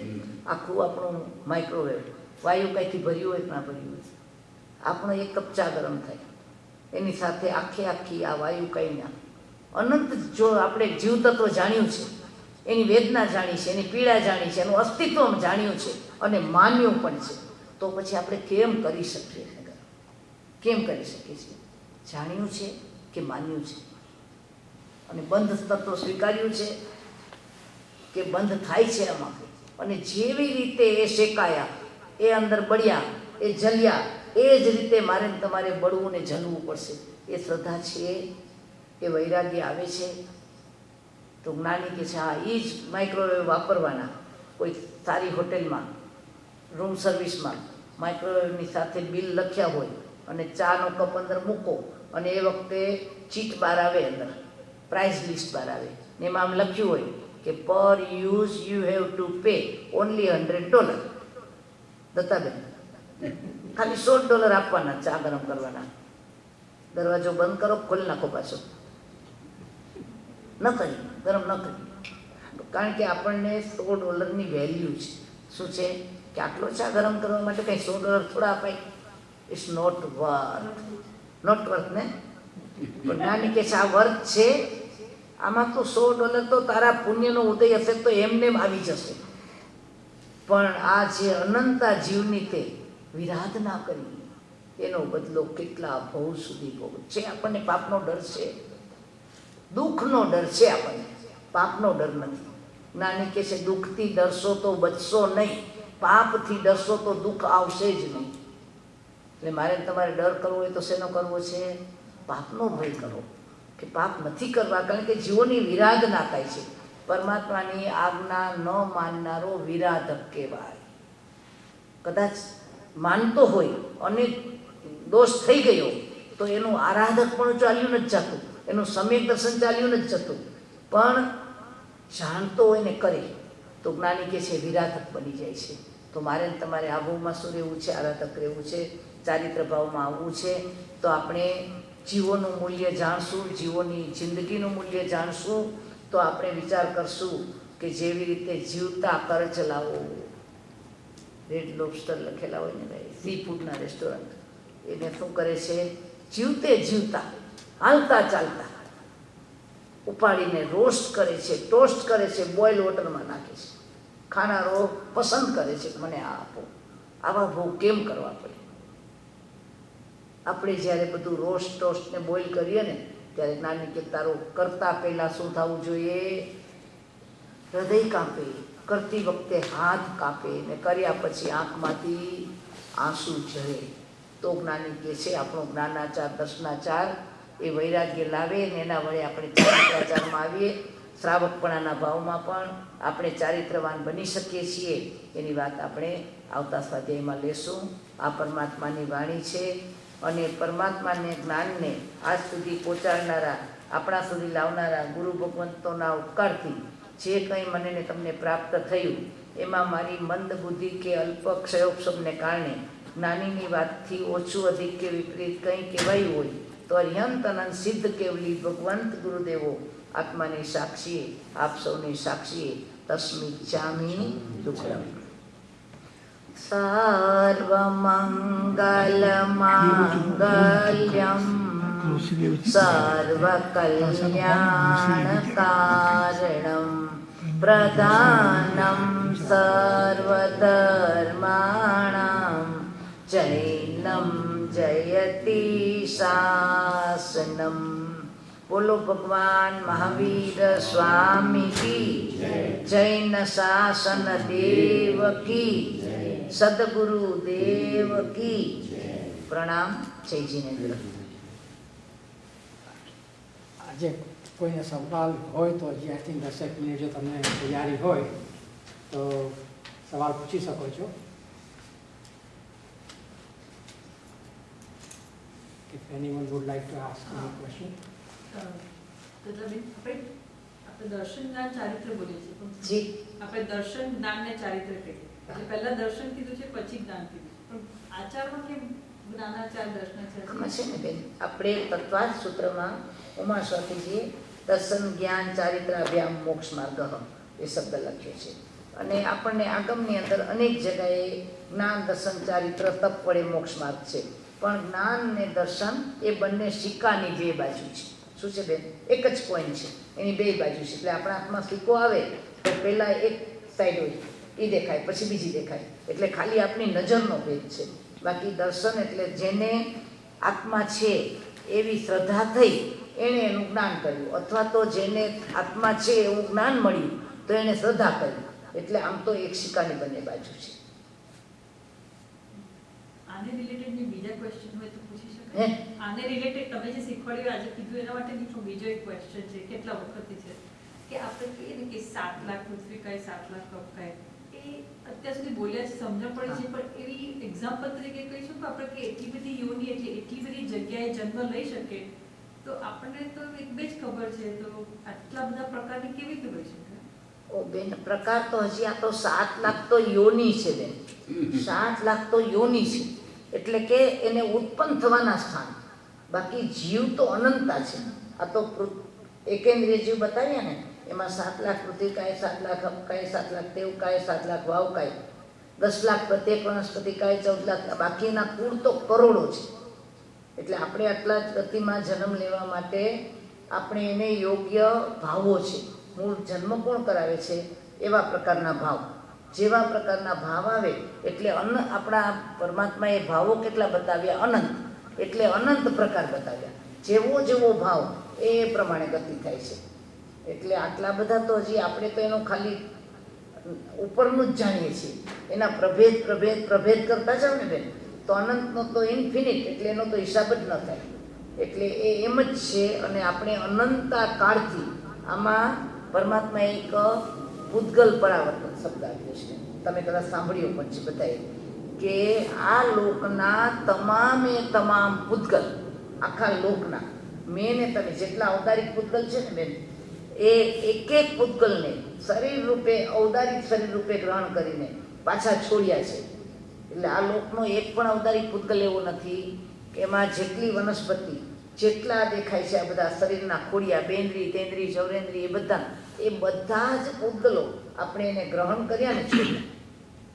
એટલે એવા વૈક્રયના જેટલા 7 પ્રકારના પૂતગલ પરાવર્તન બતાવ્યા ને, આકાશ પ્રદેશ આખા લોકનો, તો એમાં તમે એકેય આકાશ પ્રદેશ એવો નથી કે જ્યાં મેં ને તમે અનંતા જન્મ મરણ ન કર્યા હોય.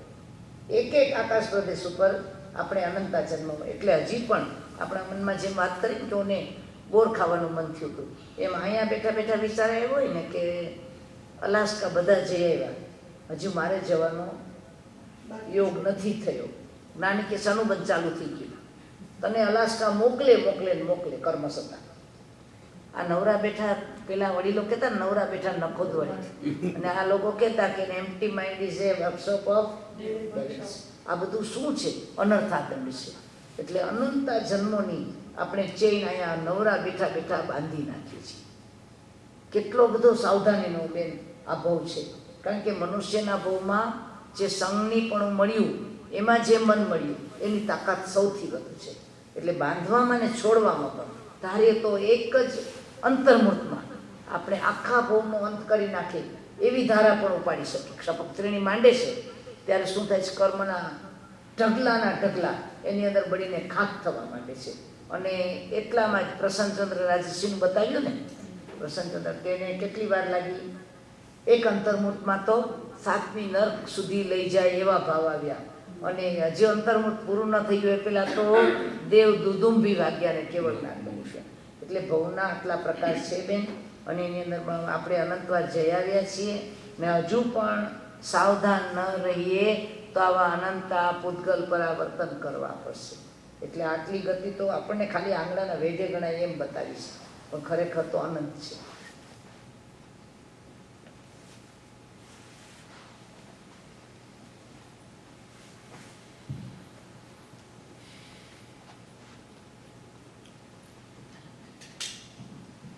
Jai Jinendra, I want to thank Tarlaben again for a wonderful lecture today. And please come tomorrow and day after so that we can have all remaining 3 achars that she will explain tomorrow and day after.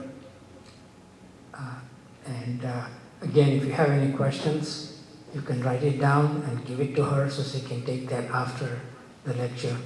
I think that might be more efficient. So go ahead and write your questions on these 2 lectures as well as any lecture, any question you may have for tomorrow's topics.